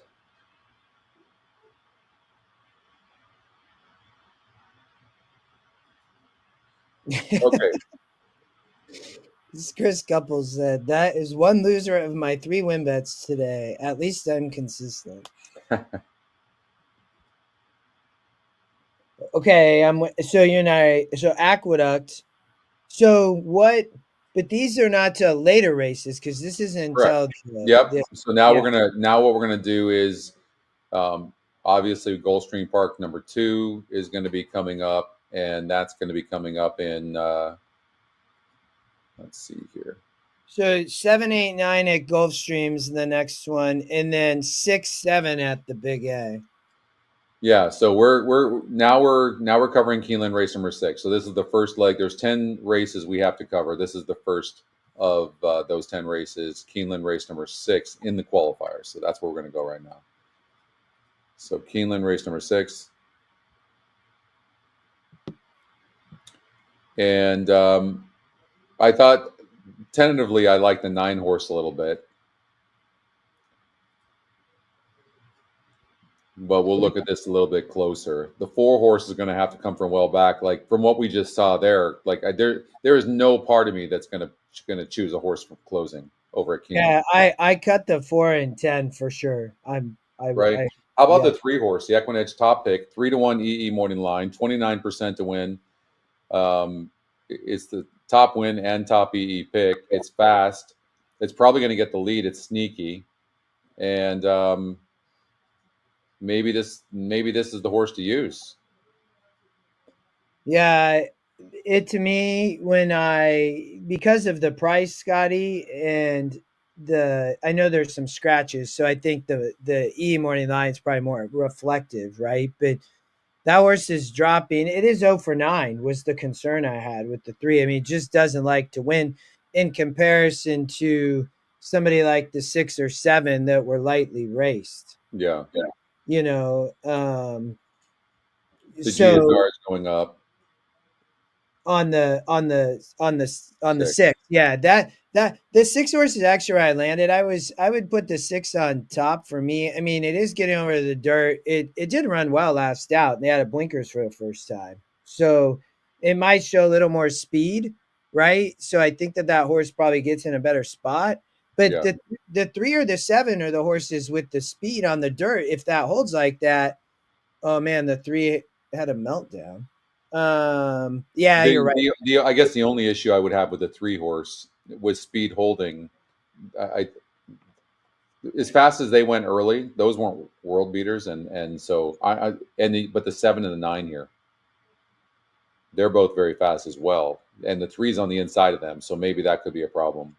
I mean, it's crazy too. The 3 Scotty's never gotten the lead out of all of those races. I think that's why the 3 is so dangerous, but I also think the 7 hasn't gotten the lead either. Yeah, and you have Johnny V riding the 7, and then you have Ashard riding the 3, who I don't know very well, right? But I land on the 6. I thought maybe that horse, get to show more speed, sit the trip. The GSR goes up on the dirt. The horse seems to have some amount of talent. They obviously debuted over at Turfway. Yeah, I mean, it's going to need to clear though, and maybe it will. Maybe it'll surprise us. This is a very tough race.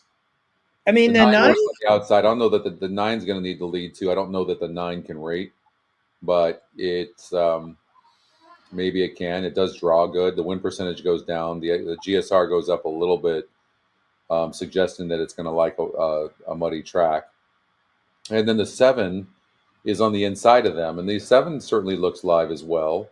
But it was 51% to win last time out, but it was 12 horses, and it got third by 1 3/4 lengths. So.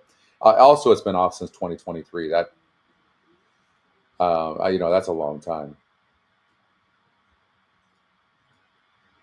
Yeah, it's the 9 was coming from Gulfstream, which is what versus all those Turfway shippers was the getting back to the 9, but look at the jockey trainer combination too of Saez and Davis, 32%.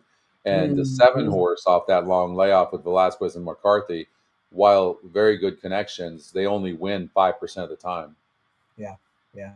So, and the 9's just as fast as the 7, if not faster. And then you have the 3 on the inside that could show speed. It's I do think the 3 could take him a long way because that horse has never gotten the lead. So of course it's going to be brave today if it can get the lead. Yeah. What about a horse like the 2 horse? The 2 horse is tactical. It didn't run a bad race, breaking 11th on the synthetic. We saw it just kind of happen. I'm not sure I ever would have picked that horse that just won, but this horse just the only time it actually hit the board, right? Well, it did run third on debut, or no, not on debut. It ran 3 back or a ways back, but it just comes way off the pace. I just didn't see that here. But it's been facing all those big fields at Turfway. Maybe the getting back to the dirt, but it ran on the dirt as it started and just didn't run. Ran here at Keeland at 7. Well, it went 8 furlongs over at Churchill Downs from the 10 hole and ran good. Yeah, that was probably clearly the 2 can clearly run, and it's 9 to 1. Like, this might be the horse we have to use, especially if the 3 and the 7 and the 9 duel. See, that's where I thought the 6. Maybe the 3. You know what? Maybe the 3 just sits right behind them, right? Make a case for the 3, but can the 3 even rate? I don't know. Like, look at it. I think maybe that's the reason it keeps losing is because it can't rate. That's exactly. A possibility. No, that's why I think. But the angle on the 3 is that they're finally going to get the lead, but I just don't know. I could see it happen. Mr. David is at Keeland. David, are you playing in the tournament? He's probably playing in that tournament. Oh, in that $400 tournament. Yeah, I think that's why David's there, right? What's up, David? I'm going with the 2 horse, Evermore. I think the 2 horse is going to sit behind the 3, 7, and 9 that are dueling. I know the 3 can rate. It's 13% to win, and there's a lot of horses that are going to get over betting here, and I think the 2 Evermore is my price horse. I'm on the 2. All right. I'm taking the 6. All right. Justin is on the 6. Yeah, the works. I saw. Yeah, the works are good. Look. Very steady. And look what this horse. When this horse dropped in for 50,000 in these second and third races back, albeit on the synthetic, look what it did. Broke 11th here, barely lost. It was when this horse, jumped up to facing maiden special weights. This 2 horse is a player, and it has tactical speed, which is important on this track right now. So yeah. All right. So you're on the 6 horse. I think real quickly, let's just talk about the 10. A second-time starter here that raced at Turfway Park in its first start on the synthetic, broke 11th as a first-time starter and only lost by under 3 lengths. That wasn't a bad performance, and the GSR goes up 14 points, Justin. The EquinEdge long shot alive? I couldn't get to that horse. I mean, I just know that post and then has no speed, low GSR, second timer. I mean, I don't know, maybe awkward start. The workouts are very nice. Nothing wrong with these. The way the horse is training. What's up, Britt? the long shot, right? I mean, it's just that is it gonna break? Ryan likes the 9 horse. Princess Nye. I mean, they just stopped last time out. I don't know. Doesn't get it's 5-1 EE morning line. I'll say that. I mean, Louis, if he's riding, it sounded like he was. I mean, he's going to be aggressive, like you talked about. Well, he's going to have to be. That's his style. But the 10 horse, I don't love second time starter. I prefer second time starters that I can make a story about. This one's kind of an obvious long shot. It was 80-1 first time out. What I don't like about this, Justin, is why didn't the win percentage go up just a little bit? Like, the horse ran good, but it didn't. So, but yeah, I don't know. When you run the race, the 2's in front of the 10, and so I think I'm gonna go with the 2. Yeah, I like the 2 horse. So, all right, you're on the 6. I'm on the 2. That's for race number 6. So I'm gonna put my play in as we go this time. So, if I had a second play in this race, it would be the 4 Turning Burning, but that horse has no speed. I just think the speed's going to stop up front. So, okay. Now we have to do Keeland race number 7, which is the 4th event. And David's favorite races, Mr. Harrison. What? Why? No, I was kidding. It's a turf sprint. Oh, okay. I'm on the 12 horse Kilwin. You're on the 12? Yeah. Yeah, I mean, racing the Breeders' Cup Sprint, ran huge against 13 other horses, hasn't been seen since. She won her first couple of races. They were very impressive. She can rate, no problem, has tactical speed. I don't mind that 12 hole here at Keeland. And so, yeah, I think the 12 is going to be tough to beat. Yeah, I don't disagree. I was between the 6 and 11. I'm going to land on the 11. Although I think the 6 horse could be really tough here. But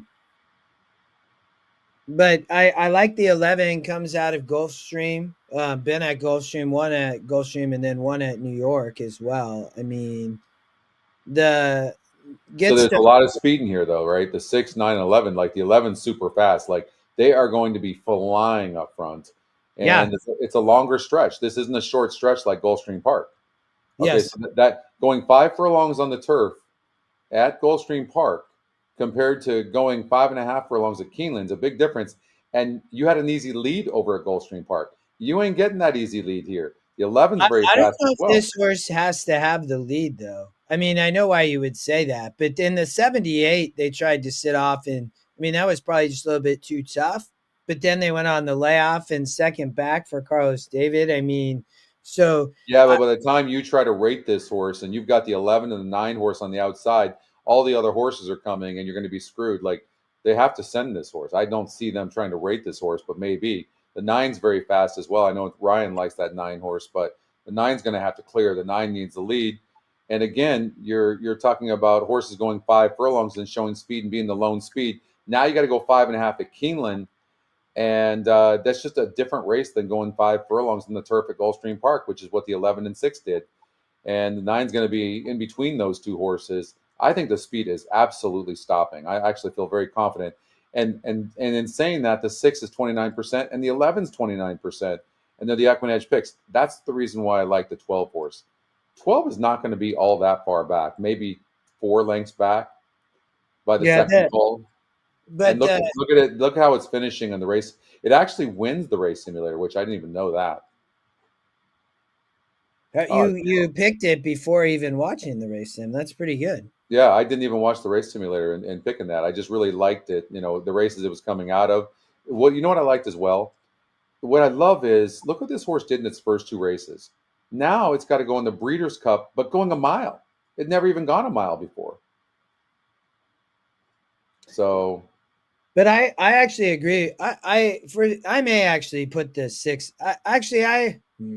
I might put the 6 on top. Irad might just be gone, Scotty, on the 6 horse. You know, I mean that, but the GSR also drops on the 6 going to 5.5. You know, and I know you kind of talked about that, but I mean that horse might just be gone. I'm gonna stay with the 11 though. That was my first pick. I like your pick of the 12. You know, maybe the 5 has a look if it falls apart as well. You know, that's the other horse there right on the race sim, but yeah. I'm going to stay with the 11. I mean, I understand what you're saying. You know, 5 is first in the U.S. The 12 coming off the layoff. My horse is in some form and ready to go in the the Limestone Stakes.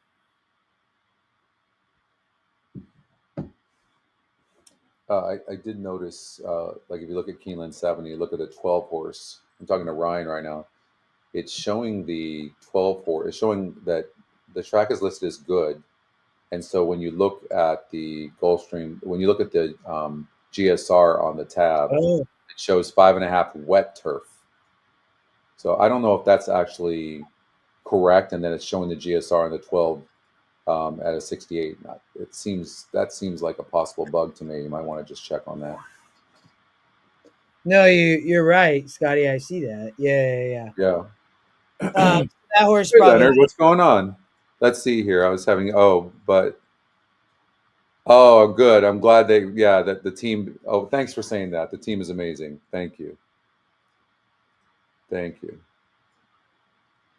so that horse actually, but you're on the 12. I think that horse has a big look. Yeah. I definitely, if anybody's playing the pick 6, I mean, I think this is a tough race. I do not think the 6 is a single, but I think that horse could be singled on a lot of people's tickets. Yeah. So I just, like I said, look at the 6 is a nice horse and the 11's a nice horse, but like for a fact, 5.5 furlongs on the turf and having an easy lead compared to 5.5 furlongs and a longer stretch at Keeland is a way different ballgame. I can just tell you that. In fact, we were doing a show the other day. Oldie liked a horse just like this.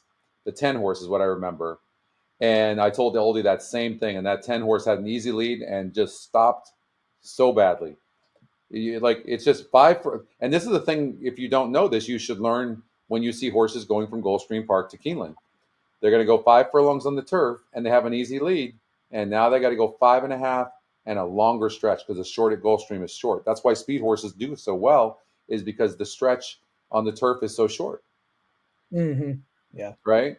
So even if you're going to have even if you're going to have a clear lead, it's tough to win, which the 10 horse did the other day compared to now. But now there's 3 horses that are super, super fast.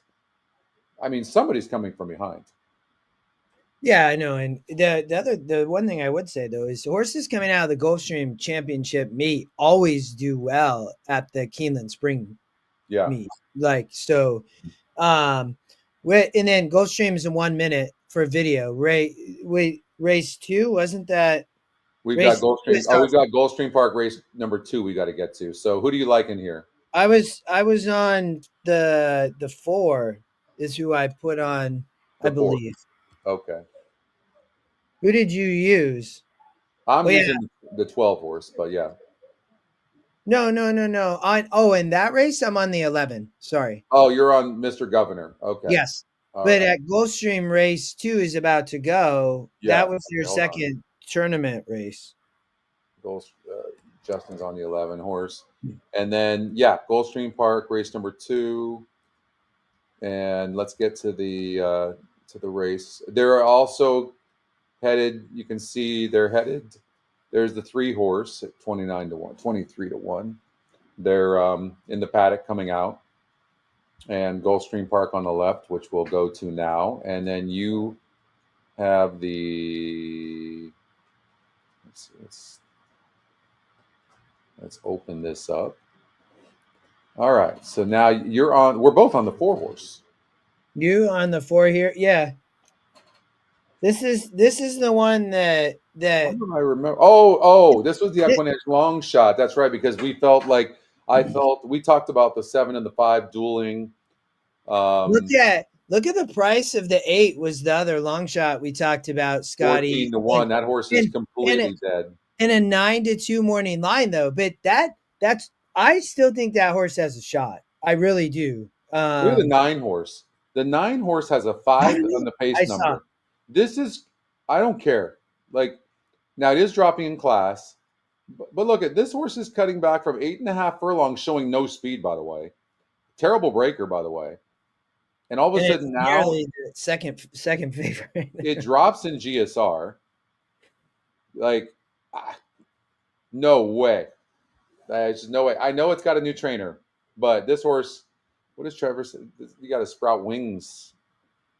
This horse is going to have to get wings to be able to catch this group here. I don't see it, but it's getting real action. It's dropping from 30,000 to 12.5, but maybe that's it. The 5 is already, the 5 ran for 17.5, 2 back, didn't run a lick. The 7 horse is the one. That's the favorite. That's, probably, the horse to beat, but I don't know. I think this 4. Listen, I think this 4 horse. If you look at this 4 horse on paper, it's like doesn't look all that great. So, and then you have favorites like the 7 horse and the 5 and the 9's getting bet. The 4 horse shouldn't be ignored here at all. I think these are great odds. In fact, it's worth betting. I just don't know how I would bet it because I wouldn't be surprised if both the 5 and the 7 stopped. Although speed holds at Gulfstream Park 5 furlongs in the synthetic for sure. I just played and the 9 was a little confusing to me, but I'm just gonna keep with my original opinion. I just played the 4 over the 5, 7, 8 and the try, Scotty. Okay. So that's how I played it, and then I also put it in second, just because if I do think it runs a really good race. So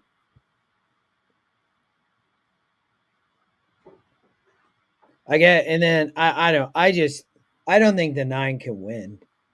But I don't either. Coming from that far back, it's not the best post in the world. You've got a 5 on the pace number. You just don't. The 4 look good on the track. Patrick said you almost never see horses like this with such no speed win these races. I would prefer. I think it's smart to take. Maybe you would take like the 4, 7, 8 with 4, 7, 8, or 4, 5, 7 with 4, 5, 7 with 9 in the 3rd spot. Like, the 9 is more likely to get 3rd. Well, and don't forget the 8. The 8 might run. Yeah. I know it's dead, but that's insane. That price, if the 8 can hit the board in the super of the try. Moving in for a start, race number 2, 7 to 5 on number 7, Elagio. Steve Claceris goes to Misael Jaramillo for the riding assignment. Morning Splendor under jockey Edwin Gonzalez is the 3 to 1 second choice here. 5 furlongs on the all-weather Tapeta track to start the early pick 4. Elagio going up, daughter of Mitole. Now Starship Kit Kat. All right. We need this 4, Justin, because we had a 9 to 2 shot win the first race, so we need some help. I know, right? That's a good price for people who had that horse. 8-1 right now is really good. What we're hoping for is the 5 horse pushes the crap out of the 7. Burn It All. Miguel Vasquez to take the outside.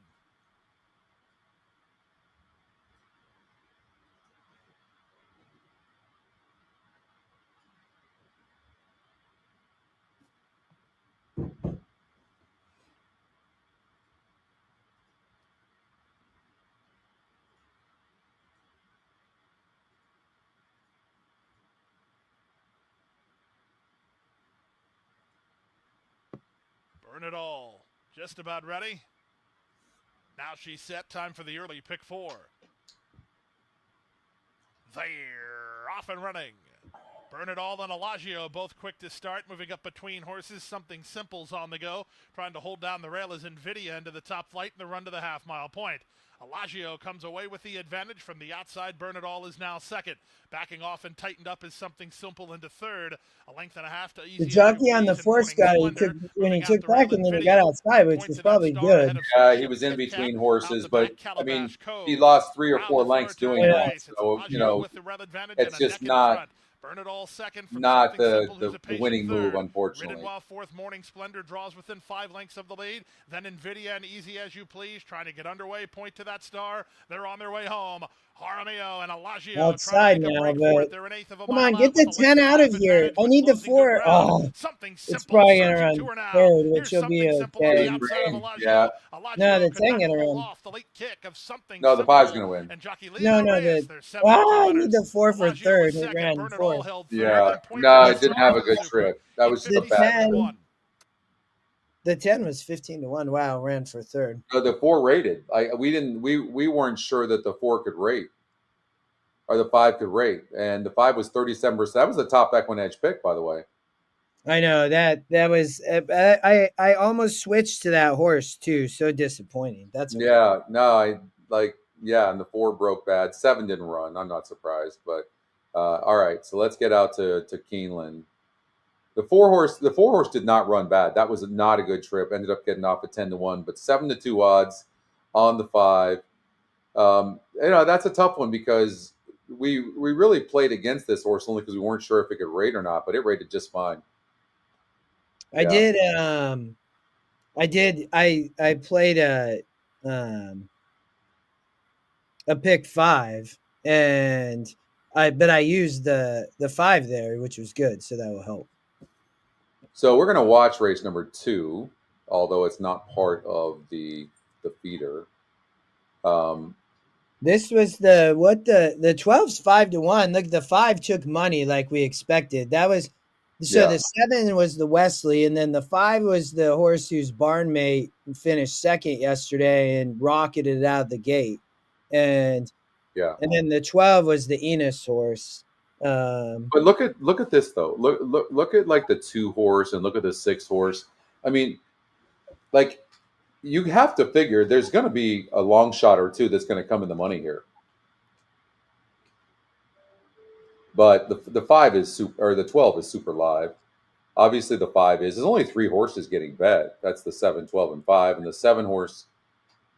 Like, what if the 7 breaks slow? I mean, then it just throws everything wide open, right? And then you have a horse like the 2 horse and the 6 horse. I mean, they're right there, and they've got arrows, like, they've got the surge indicators, Celestial Harmony, especially from that inside post, and first of all, a very good jockey, and this is the type of horse that will get up late for third. Like, so you would do something like maybe 5, 7, 12. Put the 2 in the third spot. 5, 7, 12 with 5, 7, 12 with 2, something like that is not a bad play.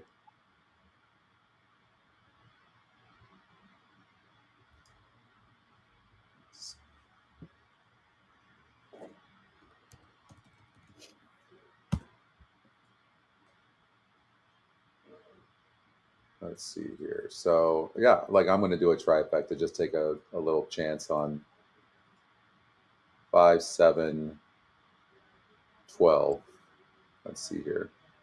Yeah. So 5, 7, 12 with 5, 7, 12 with 2, like something like that. What do you think, Justin? Or 5, 7, 12, 5, 7, 12 with 2. Yeah, I think my only worry would be that I think the 5, 7, and 12 all probably run okay, but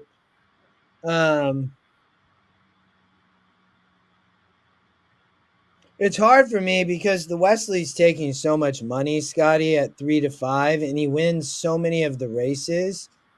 But I also think that the 5, I mean, he doesn't win them all, right? So you have to find the few that he doesn't win. Yeah.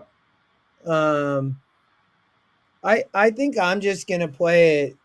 I am gonna play against it, but I'm gonna just put the 12 in first and second. So I'd play like 12 over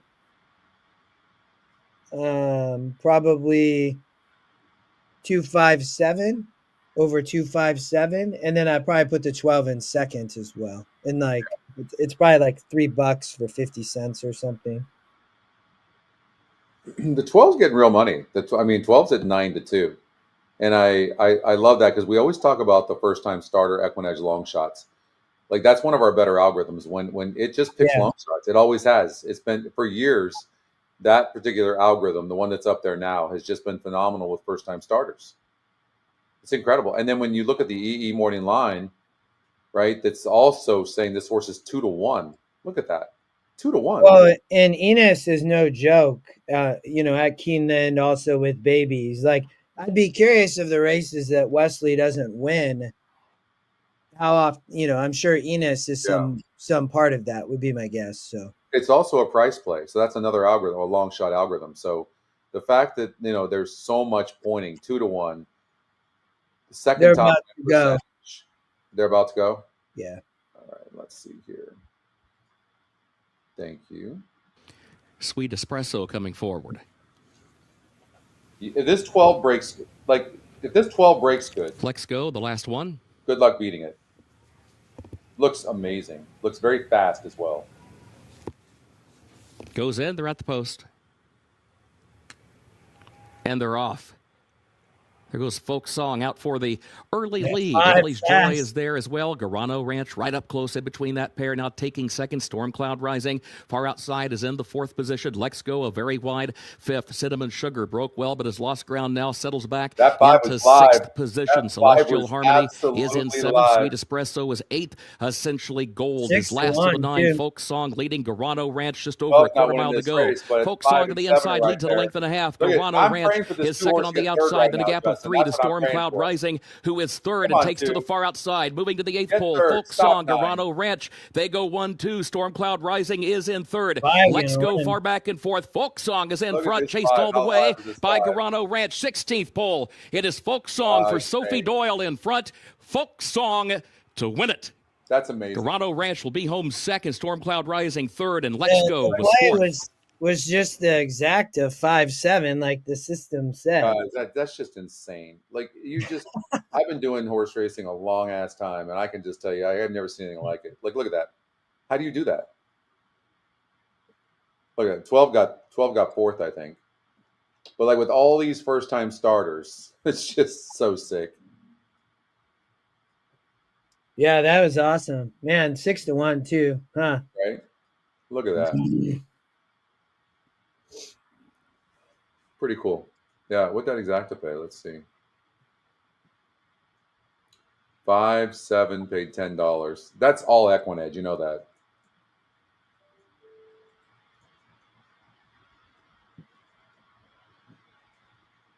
Like crazy. Are you giving me a hard time again, Jennifer? No, I think she's just. No, I think she's giving me. I like the 12. But yeah, I mean, but she's not necessarily wrong. But we also don't know how fast the horse was too. But at 4.5 furlongs, the 12 post is not the best place to be. That's probably fair.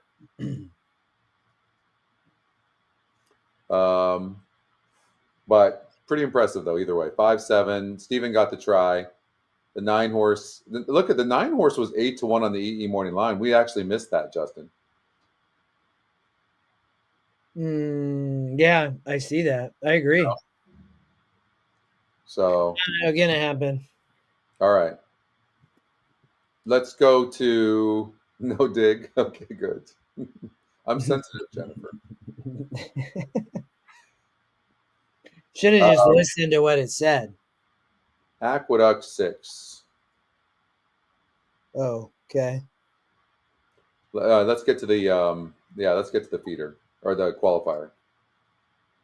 All right. Yeah, because we have to keep up with all the other races, right? Yeah, we've only done 2 so far, so yeah, so we got to get going. So all right, let's run the race. Here we go.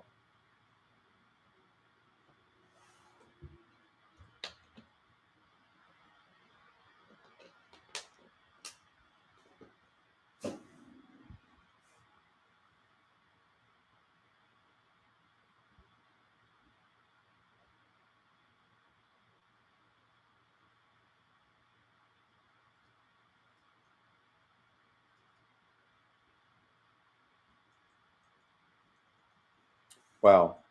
Well. Yeah. No, it's funny. When I looked at this race earlier, one of the first things I do, Scotty, is I always just look at the E analysis from David because nothing on the 3. Yeah, he didn't, but I do think that horse kind of has a shot. But I kind of saw a reason why he would have a knock on that horse. Probably it is in for a tag. It was in for a tag last out at this kind of level, and it didn't run. So I really, when I saw that, and I said, well, it dueled from the inside as well. To be fair, I mean the horse.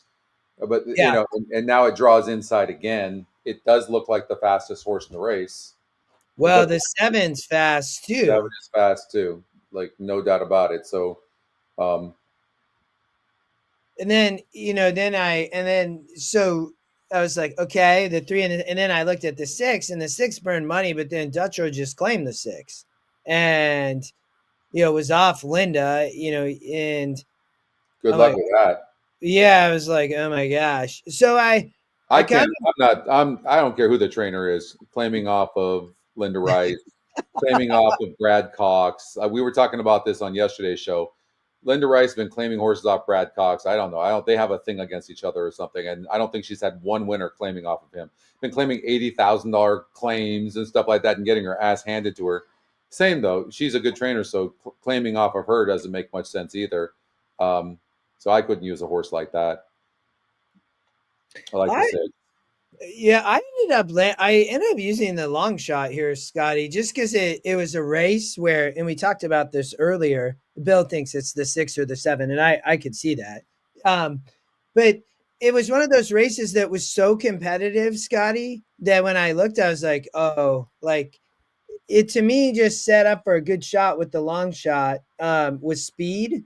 And I mean, maybe the horse just wires the field. I mean, Dexter Haddock, and I don't know the Michael Moore. I've heard the name, obviously, but, he races up in Laurel, right, in Parks, you can see. And then they have shipped here at New York and has one at the Big Egg going 6.5, Scotty, on the lead, and that was, last back in 23. So the horse came off a big layoff from the winner.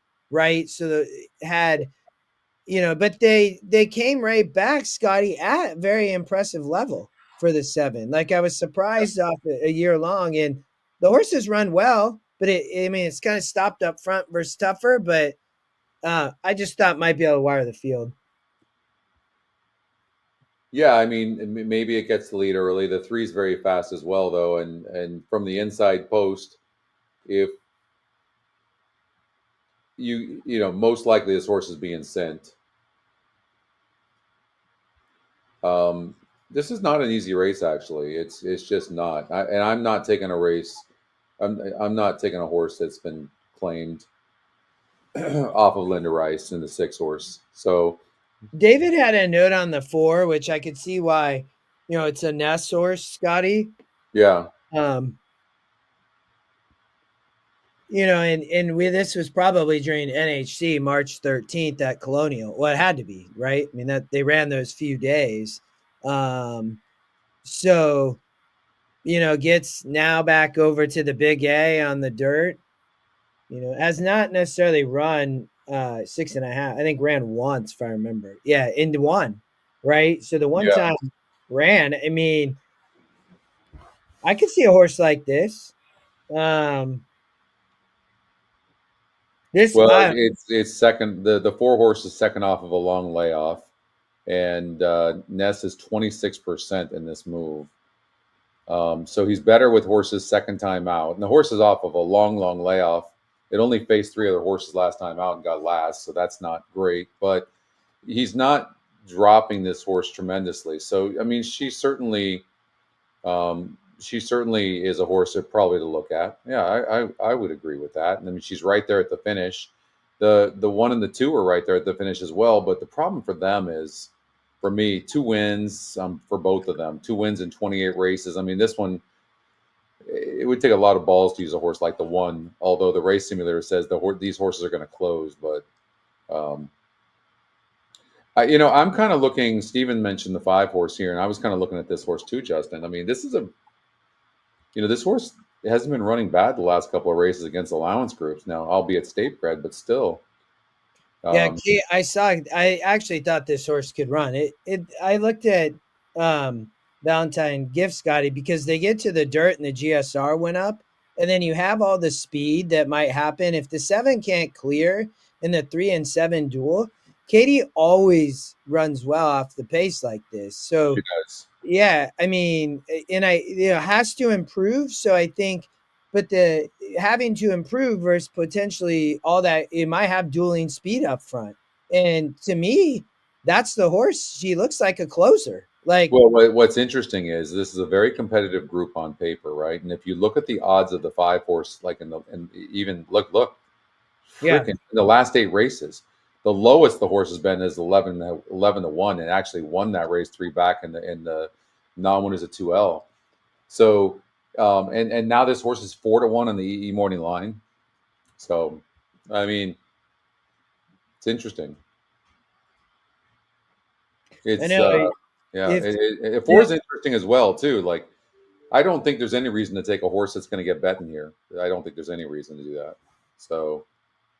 For me, it'll definitely be between the 4 and the 5. The 2 is interesting. I don't like the 2 wins in 20 races, but look at the horse has been second and third, 5 and 5. So I mean, the horse has been in the money 12 of 20 races, and now, it got second last time out at 6 furlongs. I mean, that one doesn't look terrible either. It definitely doesn't like to win, though. It's just something about this horse is just not great. But it has earned 43,000 in 4 tries at this distance. So maybe it likes 6.5 furlongs. I don't know. It's a win in 2 seconds, but I thought that horse had a lot. That's a big step up for the 5. That's also with the 6. I thought, but they both. One of the things too. I mean, look at if you look at 2 back going 6.5 furlongs here against this allowance group, this horse was actually closing a little bit against better horses. So, but I know this horse is going to be 5 lengths back at the first call. I mean, look at 6 lengths. It's going to be in last place. We always talk about this. Like, these horses just don't win. I don't know. Maybe it's the 4-horse, huh? I mean, this horse seems to be tactical. Second off the layoff. Maybe this is the horse. How's the horse been training? Let's look at the works. Been training over at Laurel. Not bad either. I mean, it's the first time they really drop into straight claiming. They've been an optional claim, but yeah, I would have loved to see a work after that last race, but there's no work. I don't like that. Yeah.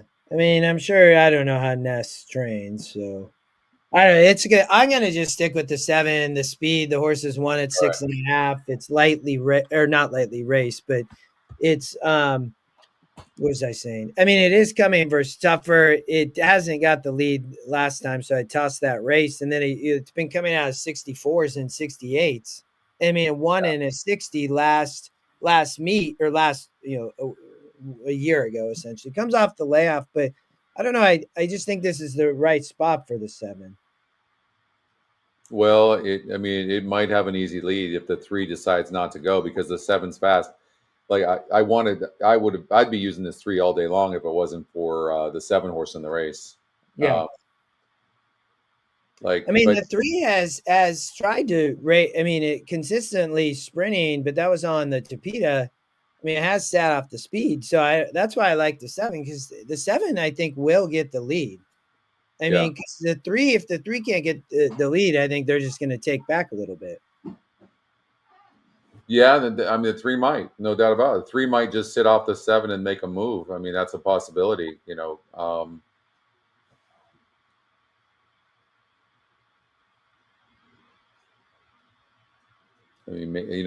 7's fast. If they let the 7 go, though, so if they take back and they let the 7 go, then how are you going to catch the 7?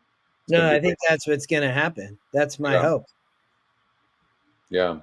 Yeah, Patrick, we were actually talking about that because I was saying that's actually as a E user if I'm playing a track that I don't normally play, it's the first thing I do is find out are there notes on any horses, because it's a great, in my opinion, if you usually when you read the notes, it will help you immediately start to be able to handicap the race. Gulfstream Park race number 3 for the feeder is coming up in about 7 minutes from now. I'm struggling in this race, Justin. I don't like how far back the 5 is going to be. In the second call, projected to be 6 1/4 lengths back. It starts flying, no doubt about it. But even at the stretch, it's only 4 1/4 lengths back. So is the 1. The 2 is 3, so, and the 6 isn't. The horse that is sitting in a garden position and get first run is the 4. So I'm going to take the 4. No, that's David has a good note there. It would not surprise me if that race or if that horse wins. Yeah, I wouldn't even know who else to take, honestly. So I thought about the 2, and I think the 2 is going to close. I think the 5 is going to close with Katie Davis as well, but I'm going to take forget about it. Okay. All right, so now Aqueduct race number, that was race number 6, correct? So now Aqueduct race number 7. Let's cover race number 7, then we'll go to Gulfstream Park race number 3, and we'll watch that race together. How's that sound? Oh yeah, and that one's part of I think I was on the 7 there. We'll have to see. Okay, Aqueduct 7. So that's the last of the Aqueduct races, event number 5. And all right, let's run this race. Here we go. I'll be right back. Okay.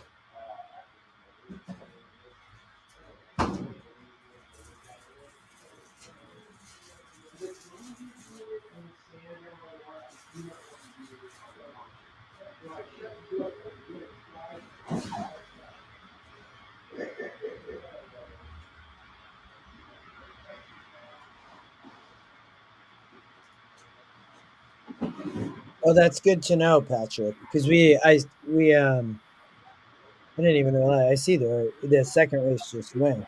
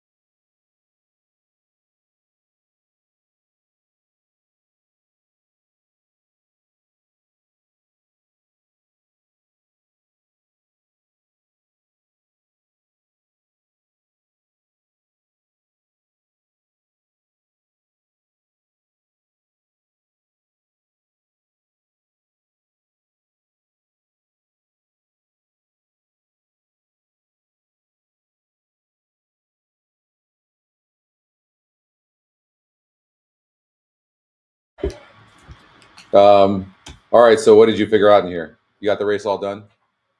Yeah. I mean, it's ugh.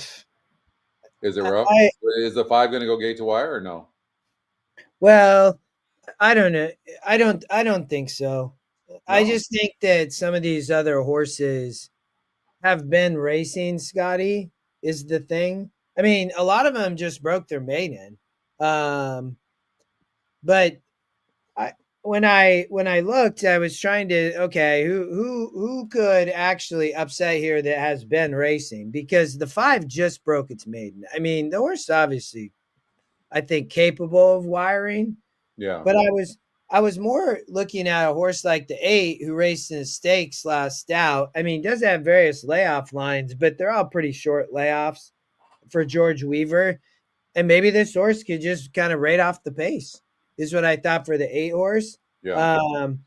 I think David probably had kind of a similar thought. That's where I was looking at David's note as I handicapped the race. So that's where I thought you might get a good price at 4-1, 3-1. It's gonna be right around there probably. Yeah. I just was trying to go with somebody who just won. That I looked at the 2 who's the top pick, and this is state bred, right? So yeah. But I mean, I think that horse is talented, but it's so hard to come back and win for the 2 horse. I mean, just broke the maiden. That was pretty tough competition last time out for the 8 horse. So if you throw that out, it's going to be a lot easier. And the 8's going to be sitting in a garden position, and most likely be very, very tough sitting off the 5 horse. No, the 5's going to most likely be on the lead. There's nothing wrong with the 2 horse at all, but the 2 horse could be too far back early, and have too much to do for Dutrow and Manny Franco. Swift Magic certainly is a player in here, no doubt about it. Second race off the layoff as well, and adds Lasix for the first time today. Certainly deserves a look. Yeah, I mean, it really is these races are super competitive. Let's see here. I mean, the long shot, I thought it's going to have to come way off the pace, similar to the 2. Yeah. But that horse is taking the 1 is taking a big drop. I mean, this horse obviously has some talent, but I wanted somebody to be a little bit closer, Scotty. But the 1, I guess, not taking. I mean, it's coming out much tougher races, so I can see why the long shot picked that horse. It is. It's going to be far back early though. Like yes. you usually don't come from that far back out to win at Gulfstream or at Aqueduct. And look, I mean, it's going to be 6 lengths back here at the second call, 6.5 lengths back. I mean, the horse is going to have a crap load to do. And Patrick, you're right. The 3 is similar to somebody like the 1, but going to be in a better position. But is coming from much tougher. It remains protected. I mean, ours raced in Stakes Company during the winter, and then last out ran way better in a 64. So I kind of like the 8 horse a little bit. I'm leaning more towards the 5 winning this race, but I kind of like the 8. This is just not a great group. Let's get out to for the feeder. Oh yeah, they're just getting on to the race number 3. Let's do that. They're also coming onto the track over at Keeland as well, but I'll be right back. I'm getting water. Okay, you got it. I was on the 7. You're on the. I don't remember. You're on the 7. I'm on the. I like the 5 and the 2. Okay. But Tina Roja is going to be your favorite.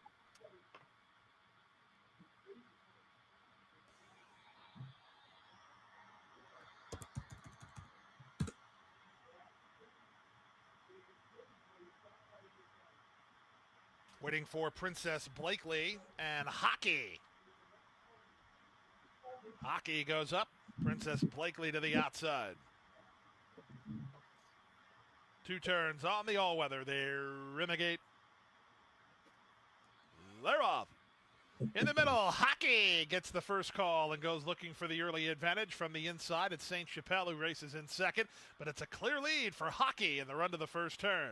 From the middle, Wink of That's an Eye not is an now ideal third. place The to gray be is for the Princess favorite. Blakely four That's for wide. sure. Saving Behind a ground by wall of Happy horses Holiday, like that. working between horses, Diamonds and And Thrills. Hockey is a Tinta competitor Rojas in anchored here, four big time wide, ball player in second here, last, 5 wide and at the getting an back. easy lead. Is I'm going to Virginia guess as they chase the speed 25 of seconds. They're not Hockey. going very fast at G. all. No, Barrage and actually, no, Hockey to the I'm way backstretch off. through a That 23 horse going 4 opening faster quarter. They lead than by I thought. 2.5 23 and over by 4. Happy Holiday, who races together with St. Chapelle. Look at my 7 past your 5. Yeah, I mean the 5's just not getting a good trip at all. Gets started on the far Usually, outside, though, then going 2 between turns, horses, you don't. the favorite Tinta Rojas. Actually, She's front now runners shuffled don't to usually second win last. this, Wink of an but Eye is at the that's back pretty of the 8-runner fast. field. 23 They and have a 4 half for this mile to group. run. The opening half mile The was going to 5's be been strong, either behind 47 horses and or in 3. between Swing horses now the to entire fore time. turn. St. Chapelle moves within a neck of Hockey up front. Trying to cover that move 3 wide is Princess Blakely. Diamonds and Thrills is next. Tinta Roja following the 3 wide path of Princess Blakely. Meet Trigenia's quarters. 112 and 1 up on the outside. Tinta Roja making a bold bid out wide to take on the leader. Who's that? The 2. Drop back from between yeah, horses. that's what all I had was 5 Diamonds too. or Thrills. They're an eighth of a mile from home. Tinta Roja roused up top. She'll have to hold off Diamonds and Thrills, who knifes to the inside to try to go get him. 5. It's Barboza 1-2. Come Diamonds on, 5. and Thrills lifting it. Tinta Roja's Oh wandering no, 2 around. gonna get there. Diamonds and Thrills is in time for Edwin Gonzalez. Tinta Roja Wow. completes the Barboza. That was a good call, from Scotty. Though you Virginia. found that She ran horse. third. 141 and 3. Yeah, that one that hurt. I was on the 5 over the 2. As far as my bets go, I was on the 5, 5-2 cold. 2 ran good. Gonzalez is a good jockey. Mm-hmm.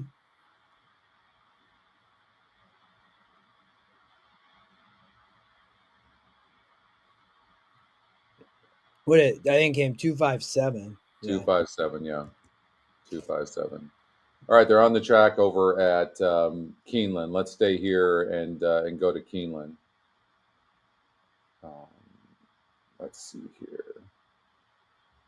We'll do that, and then let me take this to Keeland, and you and I can talk about Keeland. Yeah, I don't know. The 8 is the favorite. I was not expecting that. You and I, the 2 is taking no money, Scotty. Like the horse is 7-1 off a 4-1 morning line, and the EE morning line was 5-2. Yeah. And I was on the 1, and I think you were on the 2. I'm on the 2, but the 2 is, I mean, dead on the board is an understatement of what the 2 is. I was gonna play a cold try 1-2-4. I'm still going to. The 8 horse is taking a lot of money. Yeah. But I still like my 1 Tiger Moon. Well, I mean, based on the wagering, I mean, it's not always a sign, but that's a bad sign. I mean, that 2 horse, like that's telling me that none of the connections are betting this horse. So, and and I like to play against horses like this, but the drop was so big, But I'm not. Diodoro is a 19% trainer. I don't know about you, but I have had zero luck playing his horses. I don't know. I have to. I don't play most of his tracks either, like of where he runs horses. He had a few horses, if I remember, at fairgrounds, not many. The 7, Jerry Dixon. That's the trainer. Oh, that's cool, Chris. That's awesome. Oh, Jerry Jr. was the groom of Rich Strike. I remember that guy. He was so it was cool to watch that guy. He was so excited and so proud. So Papa Yo, we talked about this one being tactical and sitting off of I believe the 6 horse was going to be the front runner. 9-2. Nice oldie.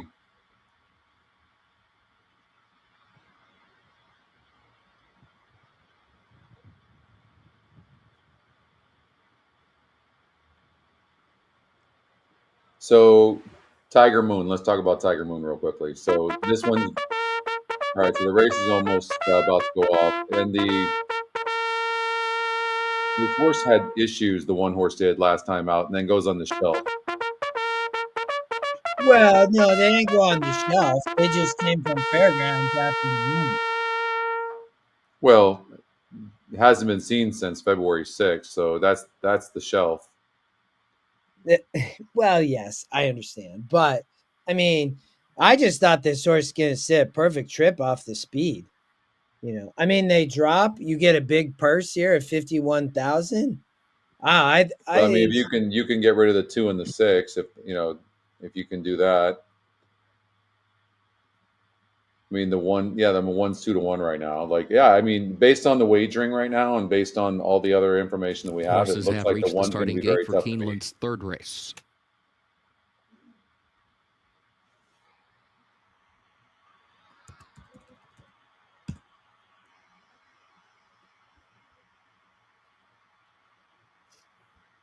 That's awesome, Chris. That's cool. I always I've owned a few horses, Scotty, and when I did, I'd take my kids to the farm and they were like breaking the babies and they give my kids horseshoes and feed the horses or go back.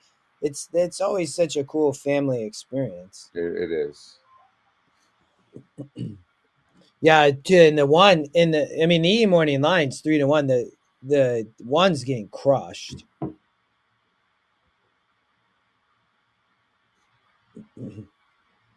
The 2 is great value, Scotty, which from a 19% currently 7 to 1 off a 5 to 2 E morning line. But yeah, for me, underneath, I played the try cold, like I 1, 2, 4, and then I also played the 1 and then just the 2, 4, 8, 2, 4, 8.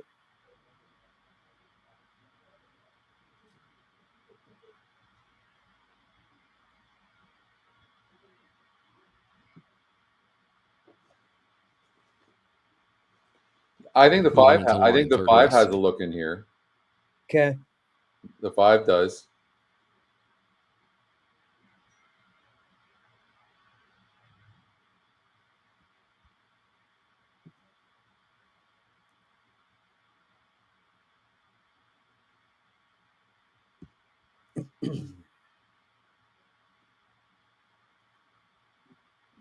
Patrolman comes forward, along with Nicolau. Packed so house. The 8's going to end up being the favorite, Justin, and it's going to be sitting in second. It's going to get a perfect trip right off the 6. The Brave, no doubt about it. We'll see what happens here. We'll see what goes in. They're at the post. Oh, 7 problems there for Nicolau. Loaded just from the gate. Yeah. That's never a good sign. Yeah, that's usually when you run to cancel your bet if you played the 7. I do. I like every time. And in my opinion, you just decide if you're going to or not. You can't like sometimes do one or sometimes the other. I just always cancel. Yeah, I do too. Occasionally it will bite you, but it's so rare. You know what I love about Keeland? They most likely will not back these horses out as long as the 7's okay, and they'll put that 7 right back in. Mm-hmm. Mm-hmm. Yeah.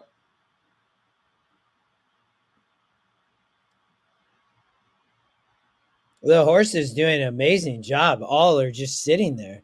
Yeah.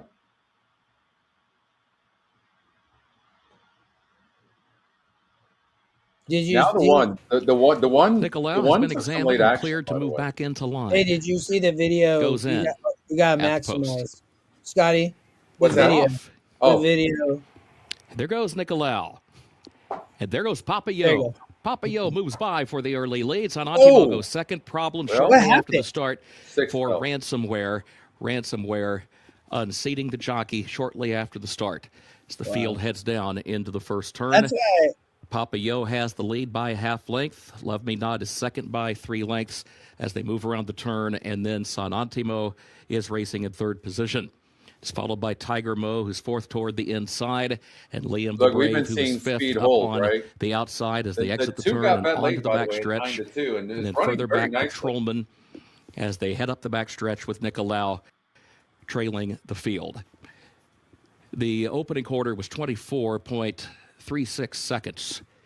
Field works its way up the backstretch, and it is Papayo. I don't know what they're going to do with that horse falling like that. Unless that horse, they're going to stop the race. Yeah, they stopped the race. Yep, yeah. They're stopping the race. You saw the outrider on there. The board in 48.9 seconds. Kurt doesn't know yet. Now he will. Yep. More in just a moment. Yeah, they had to stop the race. The 6-horse fell and probably didn't get up. Yeah, there's nothing you can do. Wow.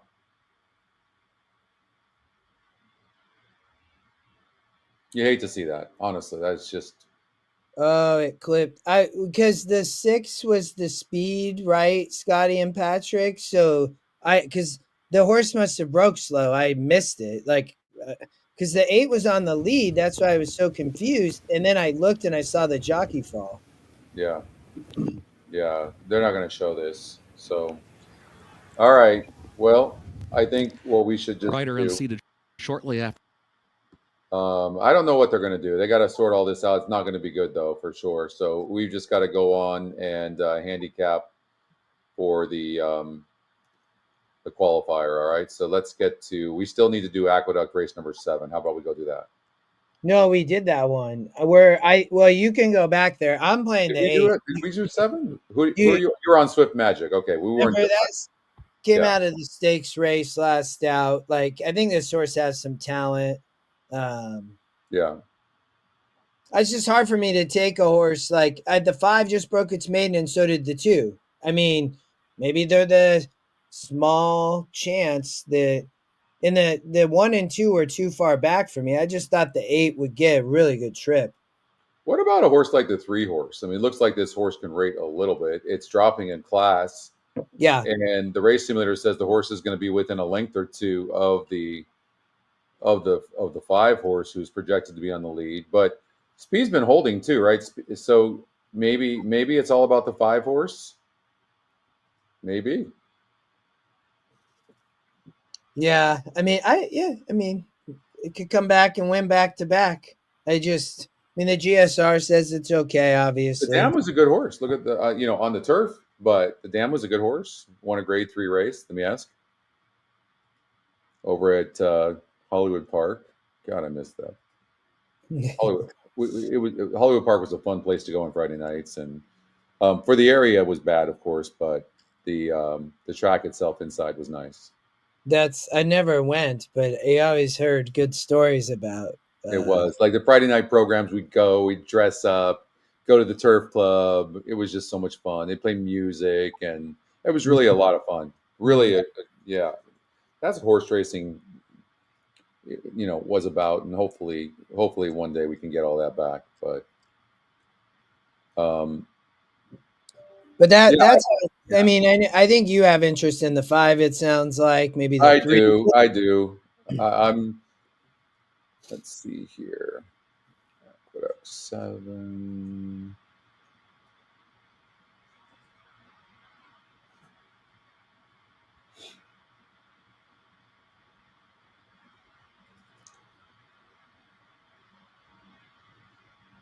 I don't, 8 furlongs is not going to be a problem for this horse. Mm-hmm. And being a 1-turn mile as well, that's not going to be a problem. It's most likely going to be on the lead. It could get pressed by your horse a little bit, the 8, but the 8's more likely, is tactical. It broke its maiden. I don't like that it got the lead by 2 lengths in the stretch and then lost. I don't love that. George Weaver and Eric Cancel are jockey trainer combination of 19%, which is very, very good.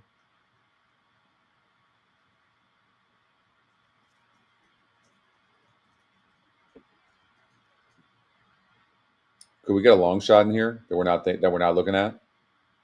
I think. Well, I was going to say the 3 or the 8, but they're not really long shots. No. I mean, and the 1 and 2 aren't. The one is the Scotty long shot. So the 1 horse comes from way tougher, but it's so far back. I just don't, I can't even like the 7 horse is far back as well. What about the 6 horse Play the Gray? I mean, it just broke its maiden against a 40 group. I mean, but it did win by 10.5 lengths. Like these are the kind that you get that pay. Carmouche was aboard. Like, how did that horse do that last time out? I mean, I guess it dropped in class, and that was the difference. But that's a pretty steep task. I mean, it does have a good GSR, maybe, but the horse couldn't win, right? So I mean, the light bulb clicked, and now the horse is gonna come. I mean, it's gonna come beat Statebred. So I mean, they got it out of. They were at Parks, so they were facing Open Company, and now it came back to New York. So.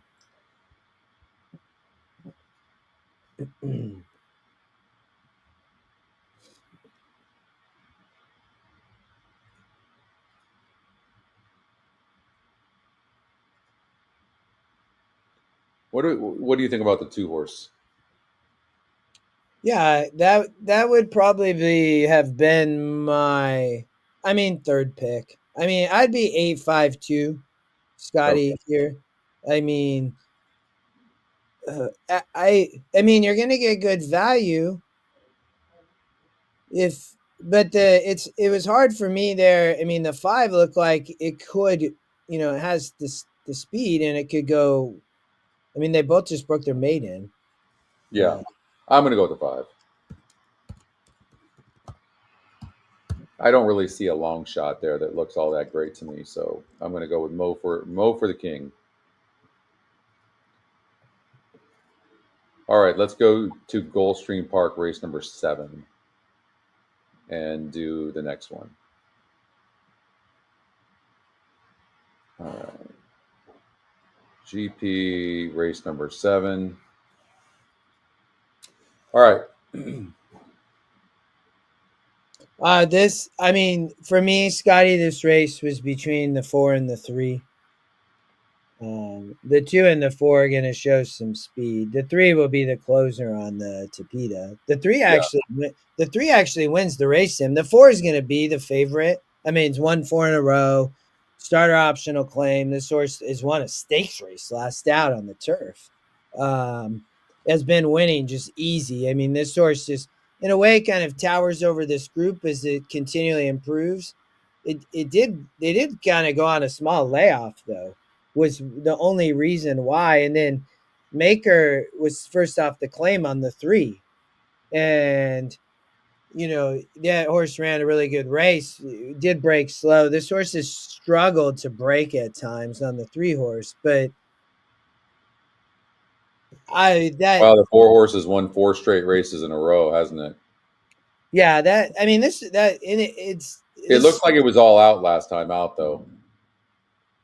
And the 2 horse is fast, so it is going to get some company early. There is no question about that.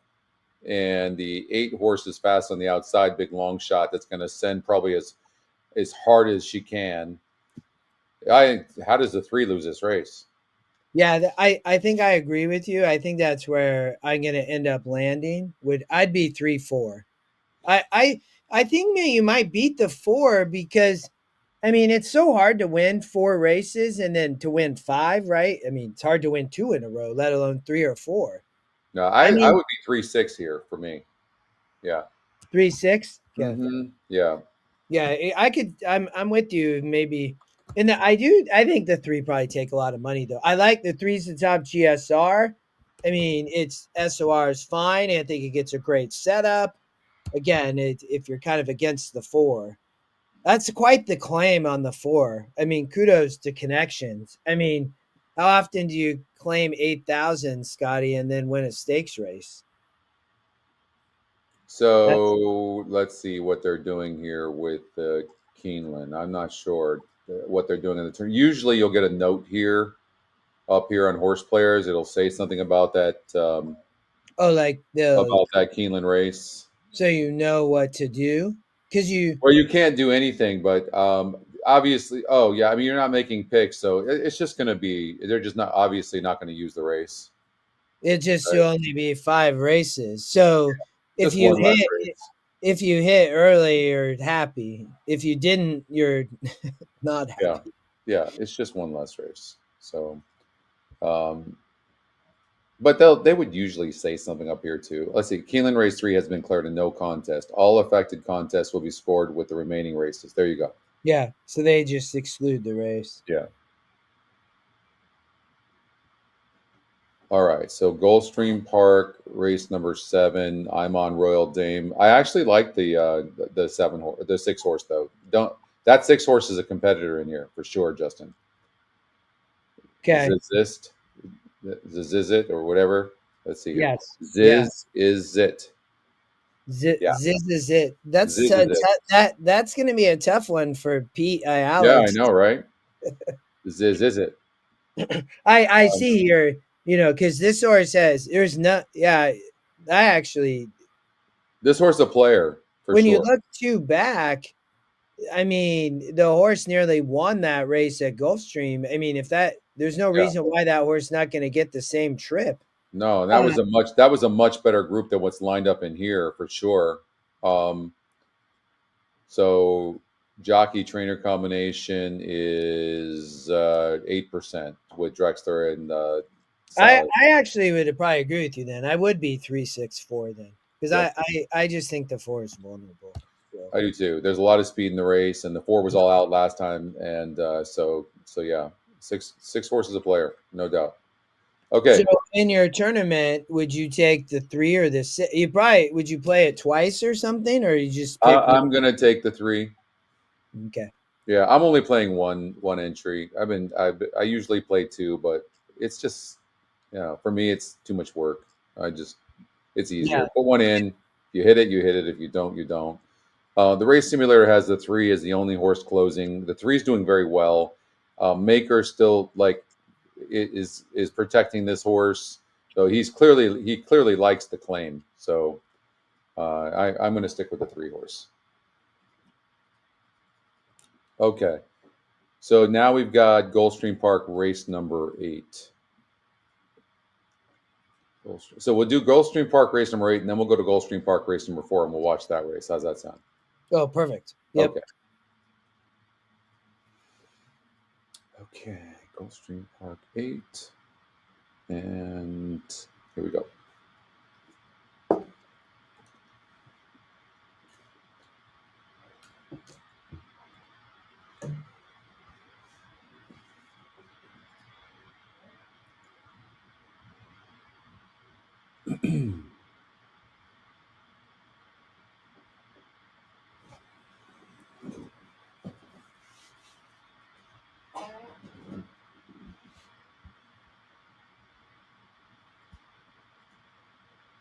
So on Gulfstream race, so the 2 horse I know is going to be the favorite in Gulfstream race 8, Scotty, probably.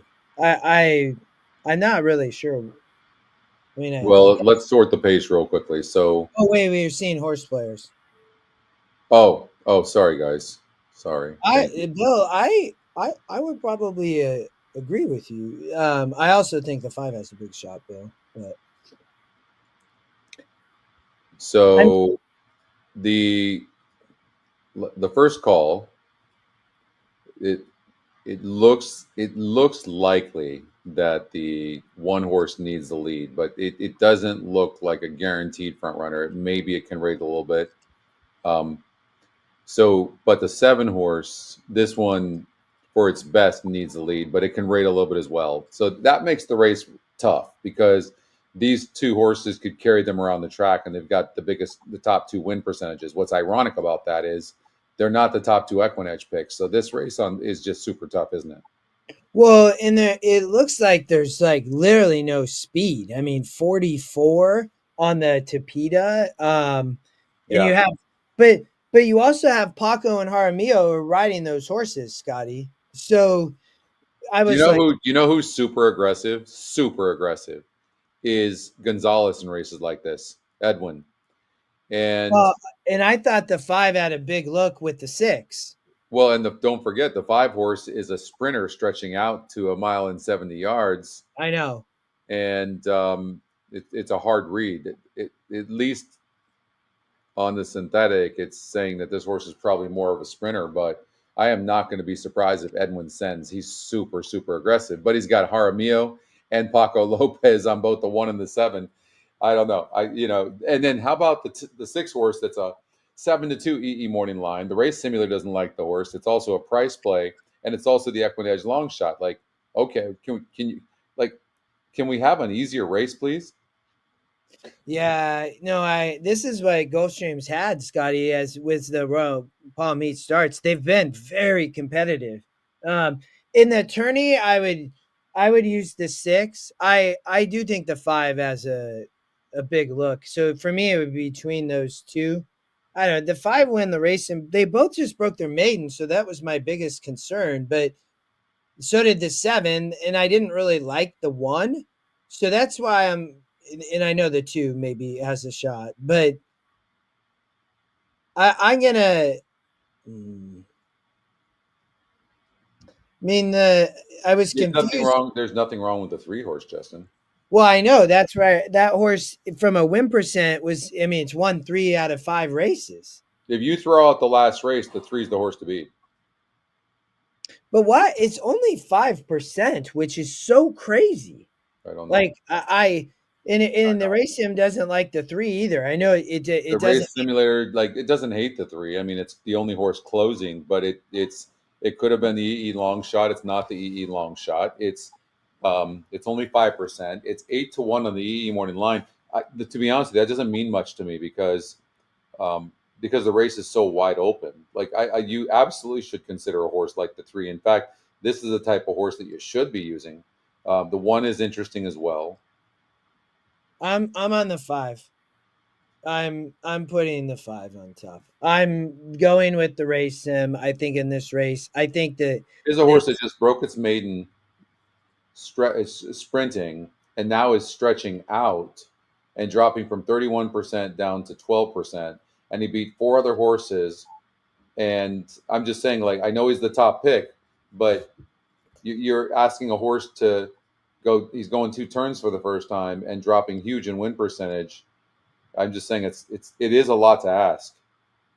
Well, I don't like anybody in here. I mean, that's fair. I don't know. Maybe actually, if it's a tournament, it's probably the 6. So actually, from the tournament, I would play the 7-2 morning line with the long shot because the race is so brutal for me. I would use the 6 just from the price probably. Well, and that's fair too. Just remember too, the EquinEdge long shot had a choice of using the 3, 4, or 6. Yeah, no, I know. Chose the 6. But I agree with you on the 3. I think the 3 could win the race. I just don't understand why it was 5%. But the GSR is good. Those SORs are good. It's 1 races. It's closing. I don't. But then it's also a paceless race. So maybe. And what is wrong with the 4? Look at it's been 24-1, 20, 31-1, 25-1, and today it's 9-1 EE morning line. What's wrong with that horse? No, I know. I don't know. These have been these races on the Tapeta, Scotty. But you shouldn't take favorites in races like this. This is where we have to. That's why I would use the 6. I don't know what happened in the last race with the 3 horse. I obviously don't know. It'd have been it's off of a layoff. But here's the thing: Jaramillo was aboard for all 3 wins for this horse, and now he's off the horse and goes on the 1 or the 7. I mean, and did he really choose the 7 that just broke its maiden barely? Gates wire. Over the 3 now. So this is why, Jaramillo's off the 3, and look at the jockey trainer combination of Sano and Mirage. They're 0 for 3. So it's not like Sano's going, I've got a horse here that I love, and I got to go find it. I got to go find my jockey, and he puts a jockey that he's 0 for 3 with. That's a negative for me on the 3. Gulfstream's about to go, I think. Oh, Gulfstream 4. You're right. Let's see here. So I'm on the 6 horse. You're on the 5. I'm on a 10-1 shot. I might I might be able to get in. If that 10 could win, I might be able to get in. Especially, let's see here. I mean, the horse is getting more action than I thought it would. You're on the 5 horse, Only in America, who's 8-5. Mallorca's getting bet to 2-1. I don't think we're surprised by that, but yeah, that's because working with Fierceness, right? I mean, people are gonna pick that up, and that horse just hasn't been able to win. I think I'm surprised the 5 is only 8-5. I thought that this horse was the single of the early pick 5. I thought it'd be see, now I got bet 3-2, but you look at the 2 horse. And then in race 5, Scotty, I told you I'm playing the 5 into the 1-3 double. Race 5 has King Elvis, so we'll talk about King Elvis. But 12-1 on the 3 for King Elvis in race 5, and then Spy Hunter's the 1 is the other horse, which is 4-1. So I like the 5 and then into the 1-3 daily double. Okay. That would have given that out in the video play if I would have done a video today. That would have been on its way to $600,000.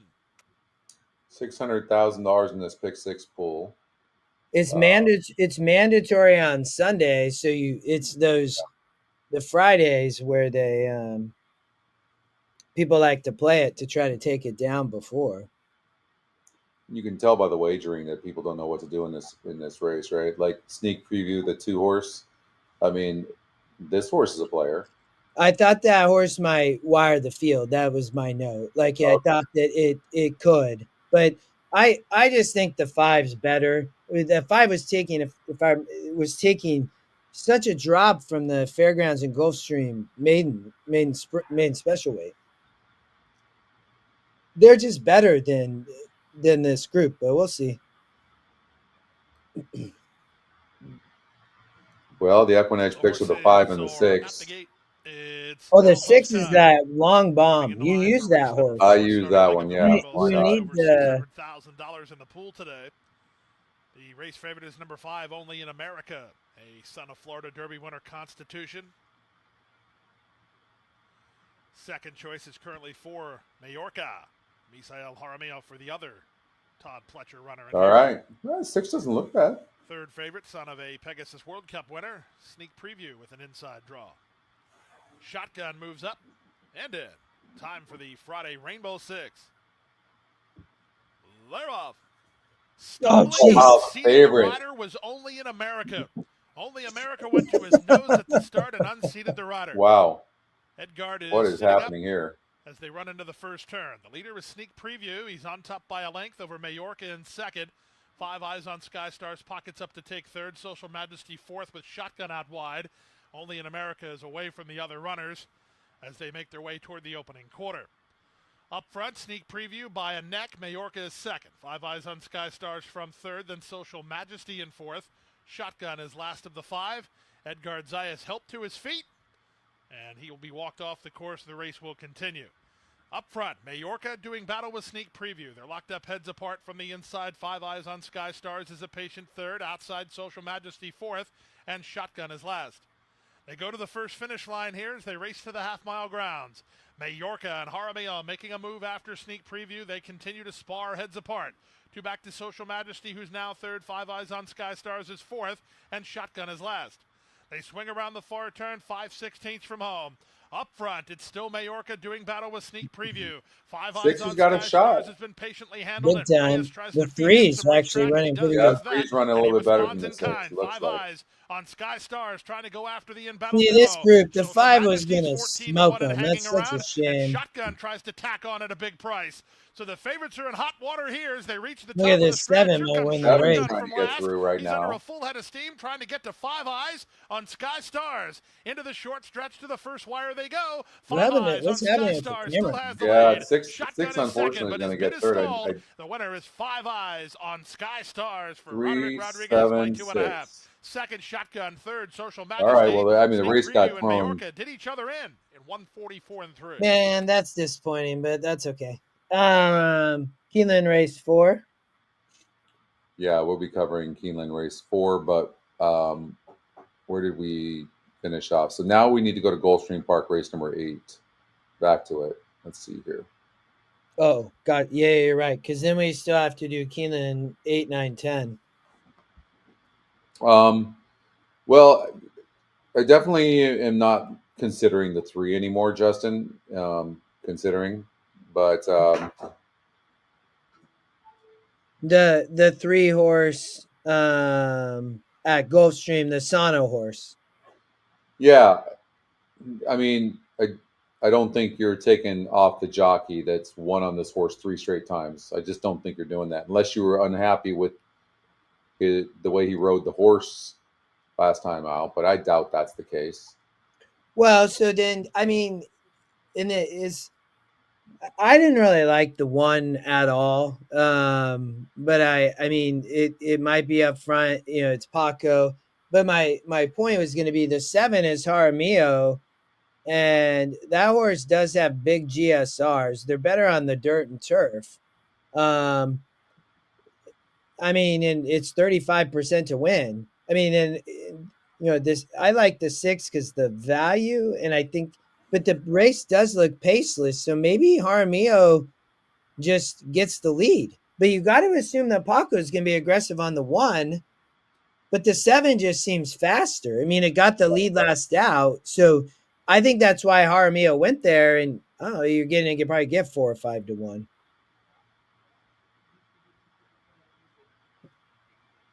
It's a tough. I don't know. This race is. These have been some of these Stupida races. I mean, it could be nearly any of them. I mean, to me, I probably would cut at least the 4. I didn't really like the 1, so I probably would cut the 1. I'm with you on the 3. So to me, it's 2, 5, 6, 7. We're probably not taking the 2 because it's going to be the favorite. That's not going to make any. No, I mean the 2 does look good, but the 5 horse just broke its maiden, and that was against State Bred Company.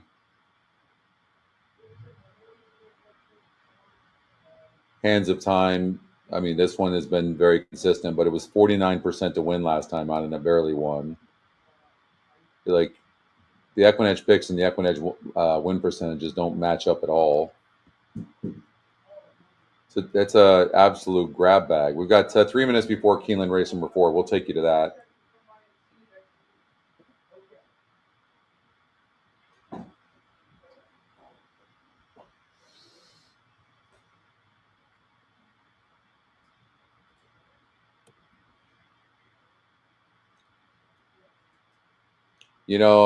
I'm kind of leaning towards the 1 horse a little bit. Christophe Clement and Paco Lopez. They're 21%. That horse 11% actually. Clement doesn't actually look at that. So Clement's got. I didn't know. So Clement's got the 2, the 7 and the 1. Absolutely. Yeah, that's why I think Jaramillo is going to get the lead. The 1, that horse has never actually won a race. It did win by DQ. But that was only a 44. And I'm like, and then he went to Tampa and didn't run on the turf. Now you're getting on the Tapeta. This horse is going to try to rate, I guess. I can't imagine Jaramillo is the one rating. Jaramillo is the one going. That's why I think I kind of started to like the 7 some. But all this talk with that is making me start to like the 5 actually. But it only beat 4 horses last time out. Well, I know, but I still think that was where it's stretching out. I was originally on the it's 5. Training good. It's training good. There was nice little work here on March 9th. No, I did. I looked. I think I watched a video actually on the 5, Scotty. It is the 5 is.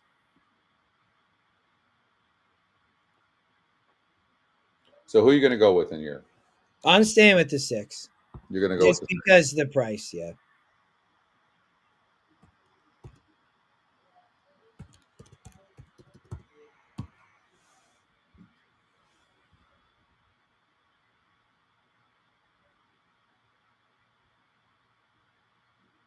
I'm going to go with the 5. I'm gonna go with your original thought on the 5 because and I'm literally flipping a coin. Like I have no idea. So it's literally a gut. No, I think the 5 is a good pick. Yeah. I think this is one of those rare scenarios where you could see a horse win after breaking the main. Yeah, it is dropping though. I mean, you're going from 31%, 41%, 32%. Now it's dropping to 12%. But all right, Keeland race 4. Are we gonna watch it? Yeah, let's watch that race. I was on the 9 with the speed, 6-1.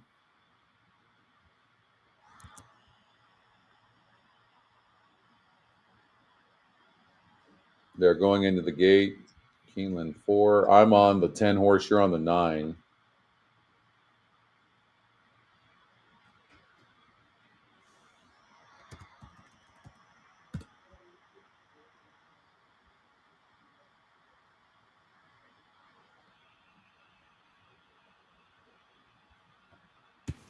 Brooklyn Can Dance moves into we line. Need that exacta.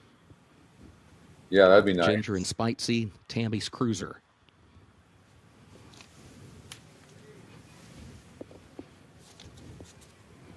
Pat's Chrome Compass, I Got a Bolt.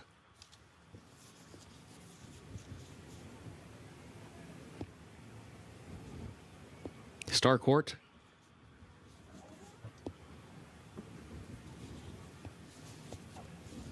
Red Wine Lady, the last one.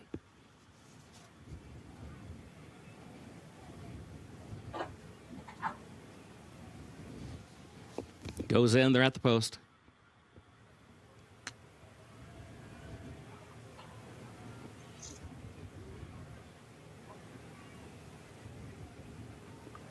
And they're off. There goes Tammy's Cruiser. Cervaro de la Sala has early speed. Starcourt up close. Tennessee Honeybee is away running in 4th. Mercy Otis 5th. Ginger and Spitesy 6th. Brooklyn Can Dance comes away in 7th. Red Wine Lady is 8th up on the far outside. Rare Ruby is in 9th position. And then Pat's Chrome Compass, who's 10th in between horses, followed by Mustang Lady 11th against the rail and running 9 lengths off the lead. I Got a Bolt is last of the 12 as they enter the far turn. Cervaro de la Sala has the lead by 3/4 of a length. Tammy's Cruiser moves up to the outside of Starcourt and takes second now by just ahead. Brooklyn Can Dance is 4th in position here, just over 2 lengths off the lead around the far turn. Ginger and Spitesy is in 5th. Tennessee Honeybee is 6th. Looks for some running room down toward the inside. 5 lengths off the lead. Has to switch off the rail and go toward the outside. There's a 1/4 mile to go. Cervaro de la Sala has the lead. Tammy's Cruiser is second up on the outside. Starcourt is 3rd, changing lanes toward the far outside. They move by the 8th pole, and Tennessee Honeybee is still 4th, now taking 3rd. Yeah, Tennessee Honeybee trying to pick up the leaders, but running out of time. Cervaro de la Sala has a narrow lead. Tammy's Cruiser between horses. Tennessee Honeybee still 3rd. They're already past the 16th pole. Cervaro de la Sala is in front, and Cervaro de la Sala wins it for Luis Saez. Tennessee Honeybee 2nd, Tammy's Cruiser 3rd, and so tell me that speed is not holding. I mean, it is crazy. I wanted the 9 to do that. That's what the 9 was supposed to do. But Louis just outsmarted Jose and went to the lead. Like he got the lead. Man, it's such a bummer. But look, Justin, speed is holding. It is absolutely holding. The last 2 days, like horses are not closing. Yeah. I mean, big time there. I mean, you had to be right there. Yeah. Then that Chris Couples, the one did take all that money. I mean, look at Scotty pulled the one you cut out of there, right? The horse was 20-1. Oh, that was Patrick. My gosh, I knew that darn horse. That's that 7 that Scotty had never been on. That's exactly. We talked about that horse. Its first time on the dirt. It ran huge. I know. I was so worried that was gonna happen. Yep. Oh, I didn't catch that, Chris. Man, it's been just a funny morning when stuff like that happens. The jock falls off that last 5, and then I knew something. Yeah, Chris, you would have expected 15-1, not 3-1. That's wild. I don't know. I feel like this race, Scotty, we looked at so much. Oldie loves the 3. I don't. I understand why. Oldie likes the 3 horse in here. I just that's I'm looking at that as well. Like, this is so tough, this race. I mean, I could see this horse, but I don't know what happened in the last race. And then they did go on a layoff for a bit. I mean, this is easier. So from that perspective, maybe the horse just faced way too tough. You just would have hoped for it to run, not dead last by 22 lengths. And the GSR Plus grid says the 5s is more of a sprinter, but when you look, I mean, there's not really a big advantage of on the GSR. The 1 horse,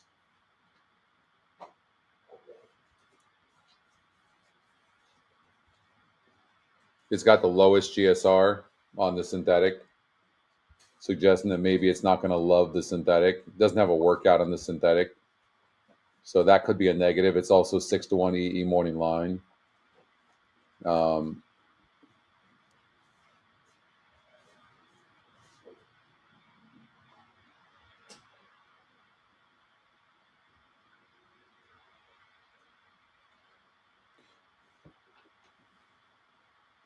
Huh? Okay.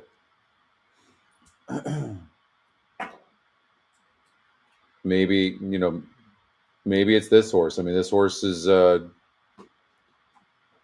coming in here. Jaramillo jumps aboard. I'm going to take the 7 horse. Yeah, I'm just going to put it in, lock it in, take Jaramillo. But I don't love anything. I like the angle on the 7 there. But I'm with you. I mean, it's a wide open race. Yeah.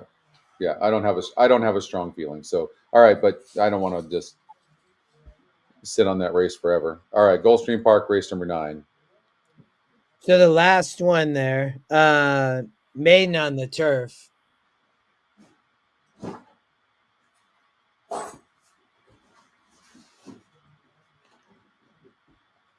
There's a lot of speed, it looks like, but the pace numbers are all they're kind of compact. The 6 had blinkers, so that horse is going to show speed.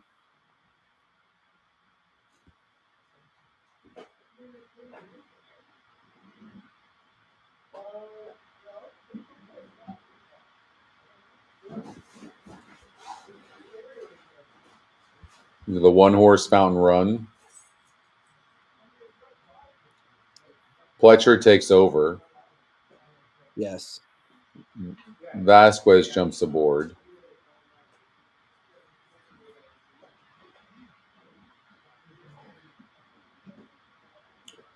But look he doesn't use he's only 10%. 1 win in 10 tries.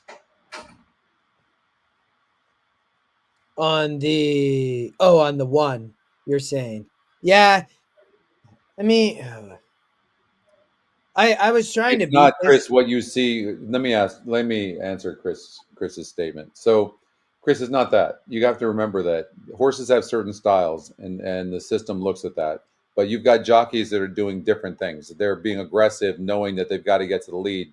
So they're taking the horses out of their natural style. That's what you'll see that on tracks like this. Like the rest of the way, and I'm going to relook at my picks, Justin, but I'm taking horses that I think aggressive jockeys and horses are going to be on the lead, possibly on the lead over at Keeland in the qualifier, because the track the last 2 days is clearly favoring speed. So, and that's very difficult. Like, you don't know what jockeys are going to send. Like, well, here'd be I'm not sure. I mean, the 7 is right there on the race sim, and we talked about this horse getting. I mean, I don't want to go all the way back to Keeland, Chris, but that horse was going to be on the dirt with Louis and was likely to show speed. So I don't. I mean, the pace metric it was a 48, but the horse was right there on the race sim. Well, no, but look at when you look at is this the right race? Race 4. Keeland 4. Okay, hold on here. So look, the race simulator had the horse right there. So it's not like it didn't have speed. So it was 1.5 lengths back. But Sky would also and have even the 1 horse was here. So I mean, an aggressive jockey can make all the difference in the world. So, but that was my point, remember? Because we talked about when Saez, if he was coming back, right? But because and even look at the race simulator had the 7-horse only losing the race by 3/4 of the length. I know, right? Even all of them for that matter. Look at the one. The one's only a length and a half back. So the race is just a wide open race, and we have to make a subjective decision in that race. So I think it's spot on. Look at the 10. The 10 was the 3rd horse, and that horse was winning the race simulator. So, all right, let's get. We don't have a lot of time, so let's get to Gulfstream Park, race number 9. Yeah, I when I looked at this race, Guy, I did think the 1 would be tough here. But if you get rid of the 1, right, the thing is that the race is wide open.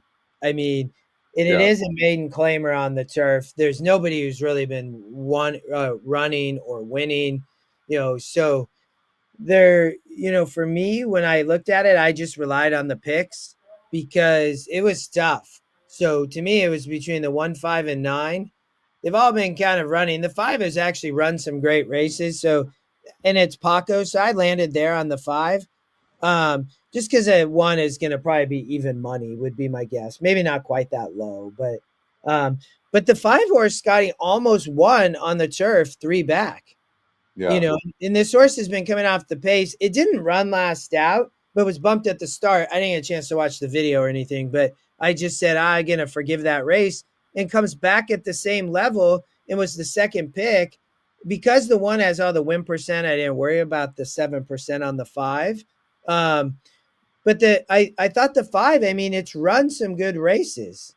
So, but again, the 1, I mean, the 1 is a deserving favorite, I would say.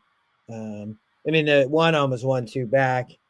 It ran okay. And Fletcher gets this horse, and he had the horse. I'm not sure why they left the Fletcher barn, but not a great. I mean, it's a Calumet. I mean, it's not a great horse. What about the 4?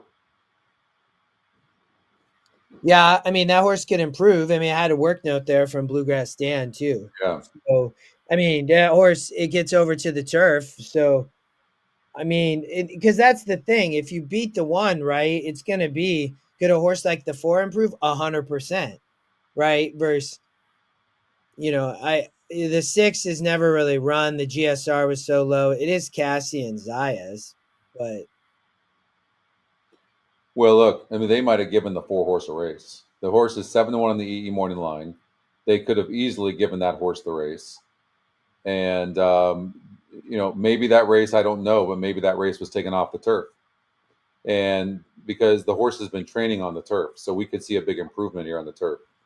So, I mean, the 1's going to be your favorite, no doubt about that. It's Pletcher and all that too. I don't like the jockey trainer combination, although the win percentage already accounts for that. But and a horse like the 7, Empress, there's nothing wrong with this horse. Yeah, it was wide. The time before that, it clipped heels. It seems to be coming around, but I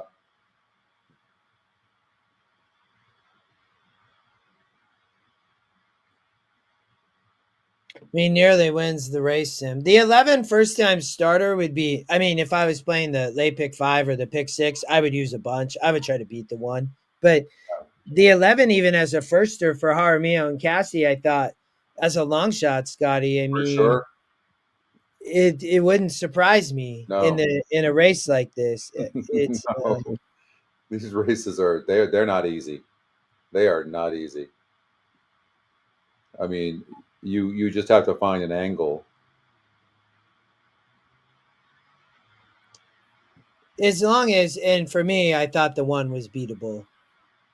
Zaya is off of the 8-horse to ride the 6 for Mark Cassie. Ruiz is off the 5-horse. I think he chose to ride the 4. I'm gonna go with the 4. All right. Now we have what? 1's going to be your big favorite and should be your big favorite. Who do you like? I'm taking the 5 Bull to Run. Okay. Part of me wants to take the firster, but I'm gonna stay with the 5. You like the 4, Oldie? I could see that. Oldie likes the 4 too? Wow. What's going on here? So race number 9, Gulfstream Park, race number 9, the 4, Big Bob. All right, so now we've got Keeland races 8, 9, and 10. 7. Keeland. 8.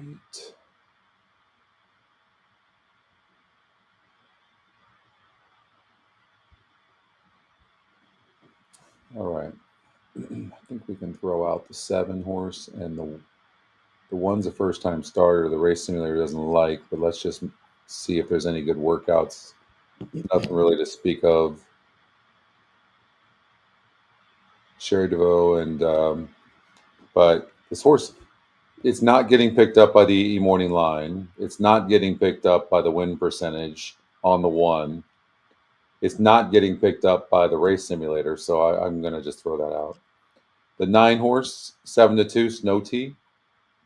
I thought that horse. I think they take off blinkers. Is that the Gargan and Saez? Yeah. Yeah. I thought that horse had a look. Yes. Look at the 3 horse. Finished with energy, looks professional. For Brad Cox, for Angeroux. I mean, it's going to probably be your favorite, I would assume. Mm-hmm. But who's going to get the lead? That's all I want to know. Like, it looks like the possibilities of having the lead are the 2, 3, right? So I'm throwing out the 4 and I'm throwing out the 5. I could care less about anybody that I don't think can't get the lead, because that's what's going on here. And that's the first call right there. So obviously, with a first-time starter, surprise, that horse could get sent. I guess the 2 horse in its second start, who broke pad the first time under Flavian Pratt, who's very smart, maybe that horse sends. Maybe we look at the GSR Plus grid and see, who's more sprint oriented. It looks like the 3 horse, the first-time starter's kind of sprint oriented. It looks like the 6 might want longer. Same with the 8. And then really the same with the 9, to be honest with you. And the wide post. I think I'm going to go with the either the 2 or the 3. You? I was looking between the 3, the 9, and the. Hold on.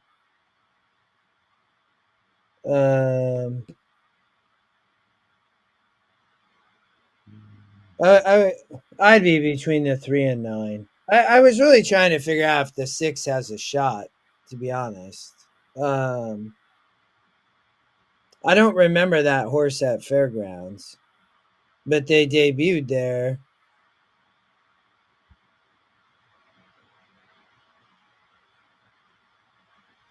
The 3 is a very well-bred horse.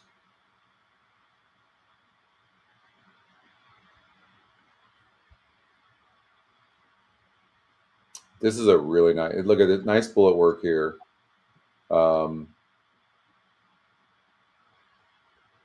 Looks like they were trying to run this horse in Florida. It looks like, but they're running here.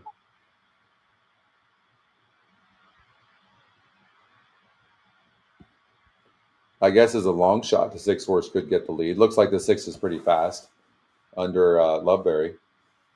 I know, that's why that was really I think I'll probably land on the 9, but I don't know. How does that post gonna be okay? I mean, there's some fast horses in here, but it looks like the 9's fast based on, well, it is fast. We know that, and it went 7 furlongs in its first lifetime start and ran huge. Then they put the horse in a grade 1. It got second. and then they tried the Breeders' Cup, and it didn't run very well. And so, I mean, clearly the horse can run.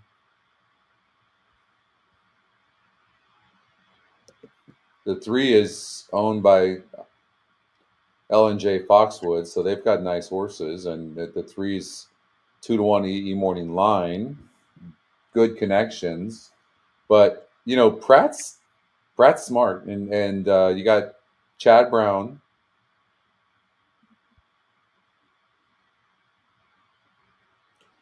I always get thrown off a little bit when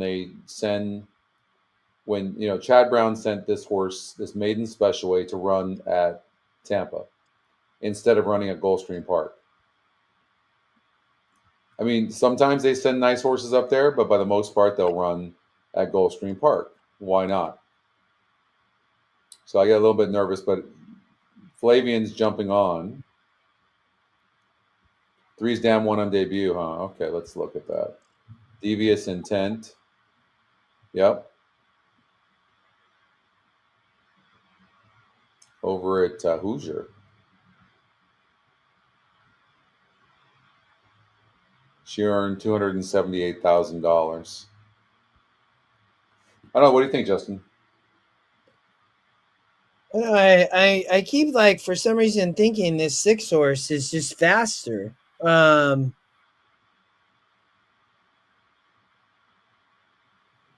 they didn't necessarily run, but they didn't get the lead first out. Yeah. And I know that size is going to be super aggressive with the 9. Yeah. There's other speed in here though too. So the horse is going to be right on it, no doubt. Look, every one of these jockeys knows that speed's holding at that track. It's obvious. We see that usually 3 or 4 times a year over there too. You know that? Yeah. I think I'm gonna. They take the blinkers off the 9 again. I mean, it raced first out without them. I think I'm gonna land on the 9. I want to. It's really tough between the 3, 6, 9, but I think I'm gonna land on the 9. Top GSR is the 3 horse. Dan's got a good work here. I mean, so it looks like this horse is ready even back here. I'm going to go with the 3. Why not? Yeah, I mean, to me, it's between the 3 and 9, and maybe the 6 if that horse really can be faster than all of these. But I don't know. The 6 doesn't look classy enough for these to me. I agree. That's my one thing. I mean, the mom didn't do much. I mean it. Yeah. Oh, that horse scares me a little bit. Well, I'm curious. This is going to be a good race to watch. But it also is going to get pressure on the outside. From the 8, yeah. I think the 8 has. Well, I read it on the 8, so but I agree. I think with the 9 removing blinkers, this horse obviously has a ton of talent. I'm just laying on the 9. Yeah. Okay, you're on the. I'm gonna go with the 3 horse. I to be honest with you, I'm leaning to the 2 and the 3. I mean it looks the 2 horse was bet to the favorite in its first race over at Tampa. It's steadied at the quarter, and now Flavian's aboard. I mean, Flavian's super aggressive. I'm not going to be surprised with Flavian getting the lead, but Florent Drew's gonna send, but it's Brad Cox, so you can't go wrong with Brad Cox.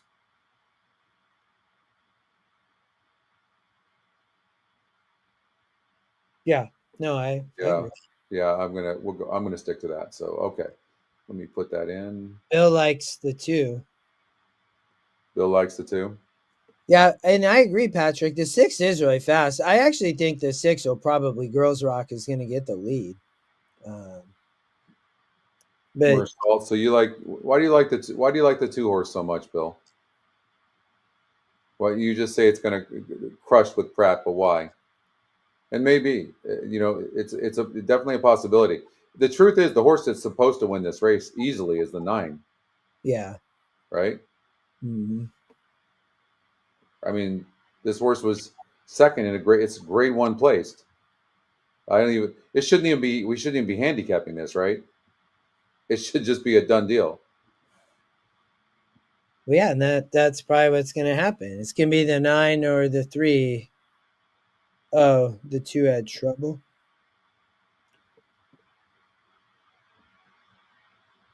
Yeah.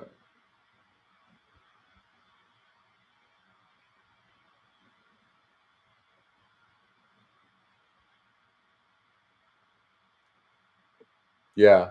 The 2 definitely had trouble. And but that was at Tampa as well. This is Keeland. So you're getting horses from all over that are running here at Keeland, where it's a smaller pool over there at Tampa.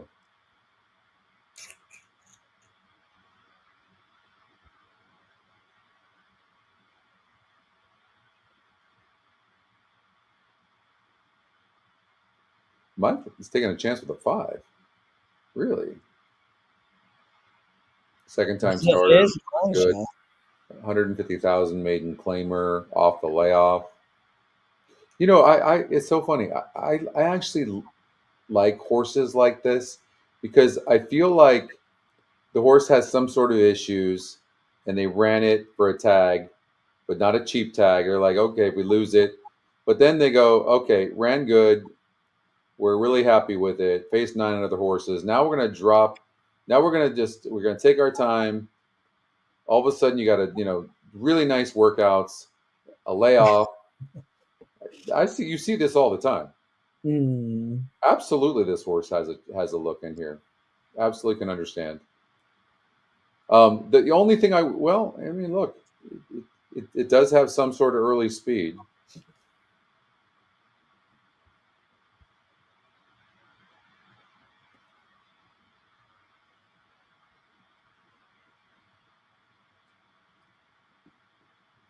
Well, I mean, who won the Frazette, Patrick?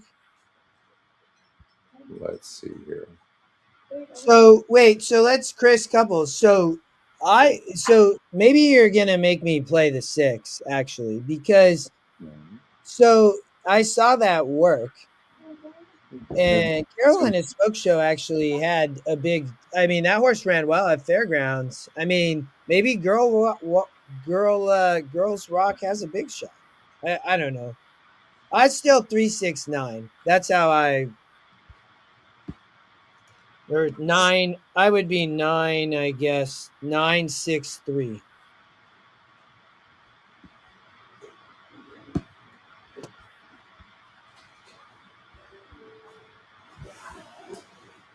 All right, 963 for Justin. All right, I'm going to stick with the 3 horse first time starter. Surprise might be a monster. That's why I'm going with the 3 oldie for the exact same reasons. That's kind of what I'm assuming right now. Yeah. I could. Yeah, for the upside possibly, right? All right. So race 3. Race number 9. 2 more races to cover. Is race 6, and when does this start? At Gulfstream race 6? What? No, Gulfstream race 7, Aqueduct race 6. I just Scotty seen how much time we have. It starts in race number 6 at Keeland. So the next race at Keeland. Yeah. Race number 5 is coming up in 3 minutes. We didn't handicap that race, but let's see. Oh no, we didn't, did we? No, we didn't. We did not look at race 5. Nope. Ramsey Pond is getting overbet. It's the top EquinEdge picks. In a race. I thought this was a tough race. They're on the turf. We'll watch this race. Oh, this is the start of the pick 6, Scotty. It is. That's right. I think you have to, and Oldie would agree. I know from a spread. I always, what my comment I was gonna make, I like to watch or look at the In Today Keeland work report, Scotty. And the 3 horse was actually on there at 10-1. And I thought that, looking at Will Walden, Johnny V rides, speed, I thought had a little bit of interest here, but I didn't. I think this is a tough race to start the pick six. Let's see here. So the five horse looks like a major player in here to me. Yes, I would agree. Yeah. Yep. Luis Saez too. I'm gonna run the restroom. I'll be right back. Okay. Yeah. The five horse is tactical. Today, as she is one of two Clocker Report horses that we can look forward to. 10-1 right now. Johnny Velasquez in the irons. Wide open field here to kick off that 2-day pick six carryover. Good luck. All right. So it's a $1 denomination. There's the Bugler, and the Ramsey Pond is your lukewarm favorite right now. This horse has burned too much money for my liking. I love this horse. And also, it can't take advantage of that early position, most likely, because horses have reached the starting gate and are moving into line for Keeland's fifth race, the Oak Hill Farm. So, start of the pick six, start of the Keeland Turf pick 3. Pick 6 pool with carryover now over $630,000. On the inside. Pick 6 begins right here. What a wide open race to begin this pick 6. So, good luck if you're playing it. Here, the Queen is this is a horse to watch, actually, and so is the well. Look at when the top win percentage is 14%, it's a wide open race. So, but they've been asking a lot of this 5 horse. They really have. Breaks its maiden against 10 other horses, then goes in an optional claiming, and breaks from the rail and. Play with Fire comes forward. I don't know that there was any issues, but that was still a really nice group. And then improves on the turf. Drop the Hammer. And stays here. So Saez jumps aboard. Brendan Walsh, obviously one of the best turf trainers we have here in the country. So, all right, well, good luck in this race. I'm on the 5 horse. Terradora, the last one. Goes in. They're at the post. And they're off. Exclusive Star from the inside. Here the Queen is right there alongside in the opening strides.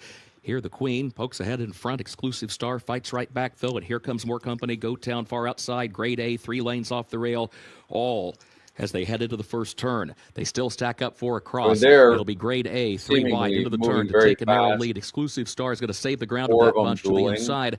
Go Town goes wide in third. Here the Queen settles to the inside and saves some ground in fourth around the first turn. On the lead, and then drop the Hammer, who travels in the 5th position. 74-1, and is followed by Pressure in 6th. And then Play with Fire, 3 wide off the turn, 7th. Ramsey Pond shuffled back 8th. Rare Art 9th in between horses. So we want and then Sweet Illusions is to her outside in the 10th position now.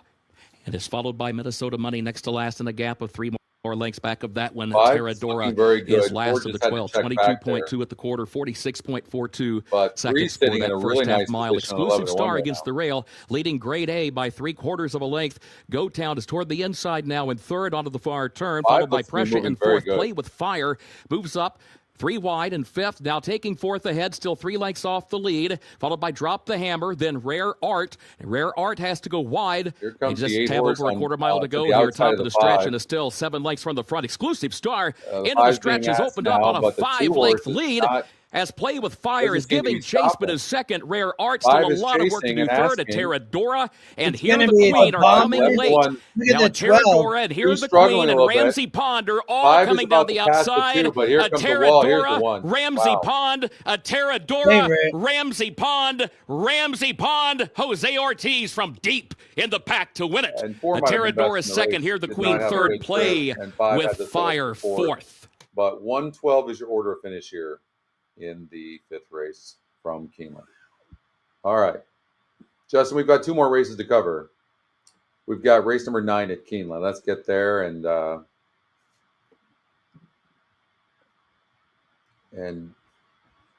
finish off that race. Let's see here. Race number.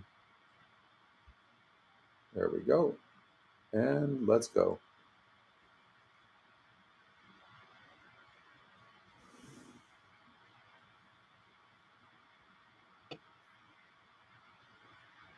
JJ is just a good jockey. All right, Justin, what are you thinking here? Not likely before. JJ Hernandez? Yeah. It was so cool to see him there. Was that Jose on the one? Yeah, that was Jose. Okay. But I didn't know that JJ was at Keeland when I saw that the other day. Oh, I thought that's who Patrick was talking about. I don't know. Yeah, Jose. He's talking about JJ Hernandez. So when I looked at this race, Scotty, it was between the 1, 3, and 6 for me. Right. And the thing about it, I think favorites at Keeland like this, we just saw a favorite win in that turf race. But in these big graded stakes races, I like to have a lot of confidence if I'm going to play the favorite. But so that's it's why I thought that the 3 would have been my like kind of upset possibility probably. Yeah. But I do think Carl Spackler is probably going to be tough in all honesty. So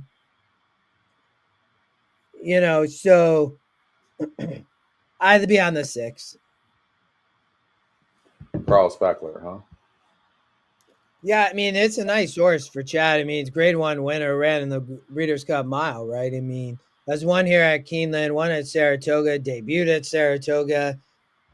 I mean, looks tough. I mean, Flavian Pratt going to be, just kind of sitting off this speed that's going to be up front. That's where I would be on the 6. If I had to play a long shot, it would be the 3. Let's see here. All right, Justin's on the 6 horse. Look at Oli. I like your comment. That's awesome.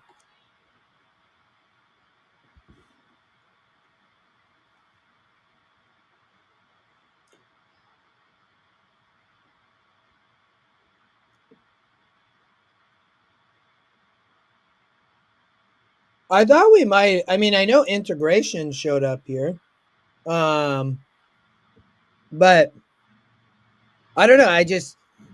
Integration obviously has some backlash too, Scotty. But as it just really struggles to stay on the track. Where I think, and I know from the 6, I think just it did have the one layoff, but it ran a really good, season last year in 2024. I mean.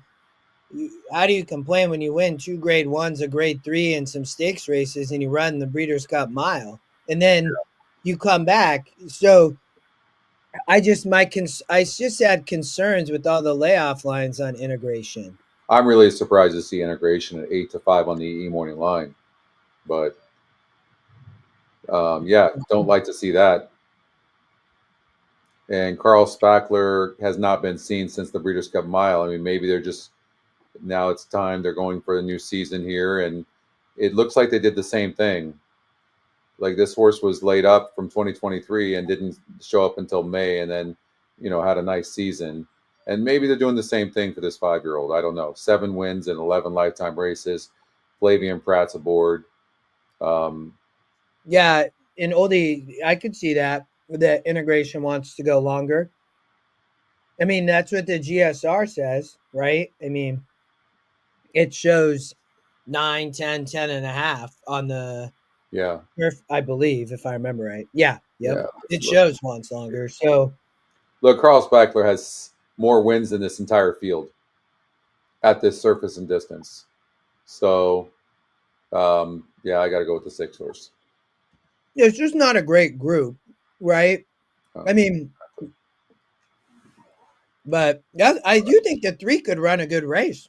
I'd probably play like a 6-3 exacta maybe.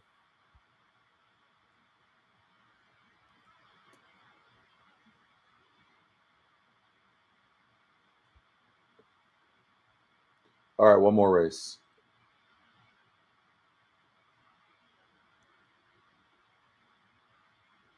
Race 10.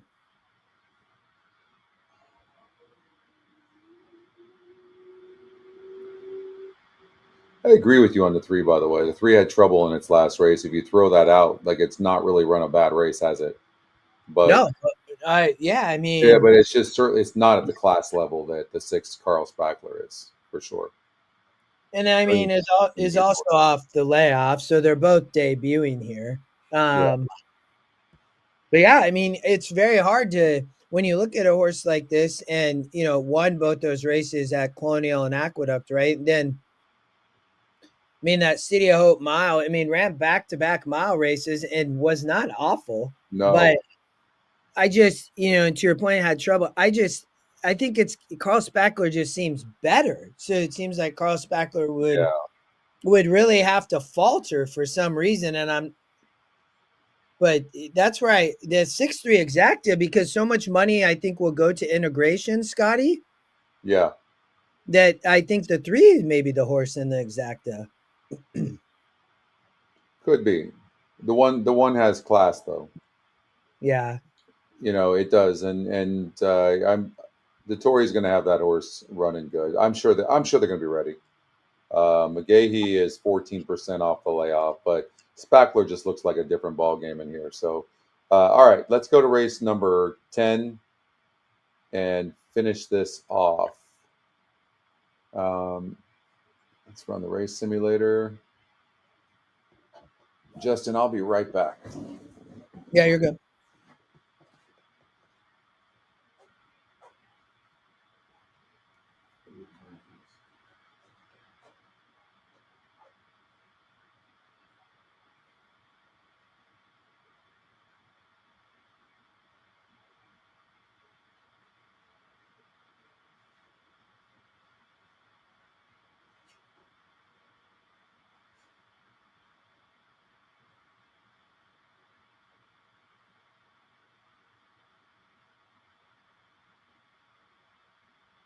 Bill, you have Pratt winning the last 3. Yeah, Oldie, I can see why you singled Carl Spackler. When I had briefly looked at that pick 6 sequence, and I mean, it's favorites. I feel like favorites sometimes at Keeland can be questionable, but I didn't think he was. So.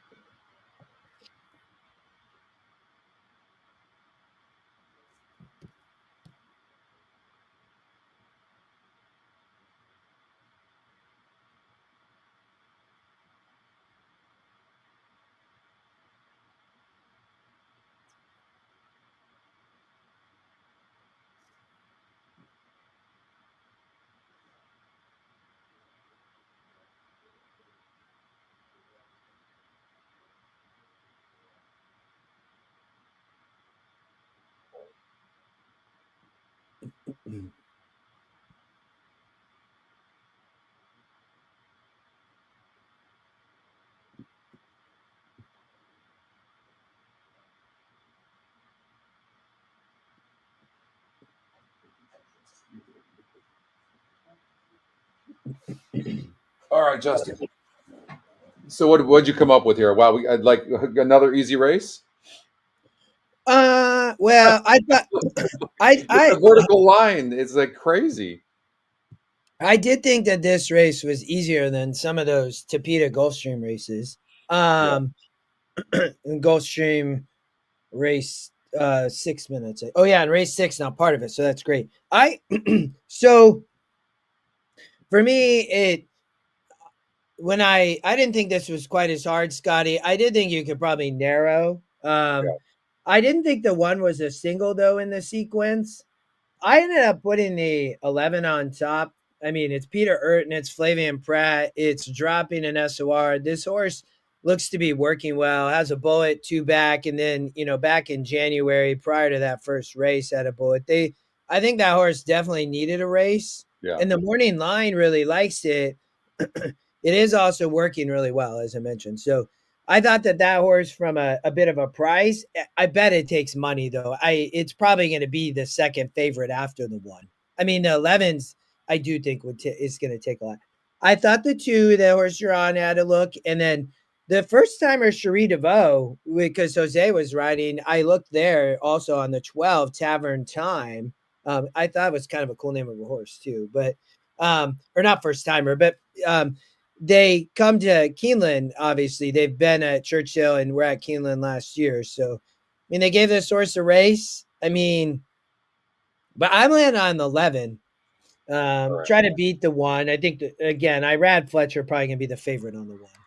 All right, I'm going with the 2 horse because I think the horse is going to save ground from the inside, is fast, and with the way the track is playing, I'm going to take the front runner. Plus, the GSR is going up with a wet surface. It's going from a 50 on the turf, on the synthetic, to a 77. Helm Place is going to be my pick. All right, Justin, thank you. Thanks for covering for David, and good luck tomorrow if you're playing in the Grade 1 Gamble tournament. I'll be in that tournament tomorrow, so good luck, everybody, for the weekend. And thank you for everything, for your support and everything. And Justin, what are you going to do this weekend? It's funny. So I took today off work. I think I told you I have so much time off. I was not going to accumulate anymore. So I was like, oh, perfect. I'll fill in on the show here. We have no baseball because it's spring break. I don't have my kids this weekend. And then I have them for 10 days for spring break. So... Yeah. And it's supposed to get amazing weather here. Steph, my girlfriend, I think we're going to happy hour with some friends tonight. And then Oldie and I doing stretch run tomorrow. So anybody wants to tune in, that's going to be great. We'll have great Keeland and Gulfstream can show both tracks like we did today, which is awesome. So well, do me a favor, pick some good winners at Keeland because I'll be watching tomorrow while I'm playing the gamble. Oh, that's good. Yeah. I mean, it was a little cold today, so hoping it heats up here this afternoon. So, but yeah, no, it'll be fun. I appreciate you having me on, and we'll be back tomorrow. And Gulfstream has that mandatory pick Sunday too, if it doesn't get hit. So, and I'll be curious. This Keeland pick 6, there's some carryover. You might, with the 1 winning that first race, it may not pay much, but I don't think a lot of people singled that horse. The 1? Nah, I don't think. Okay. Yeah. Okay. Yeah. So, all right, everybody, take care. Have a nice weekend, and we will see you soon. Bye-bye. Thanks, all.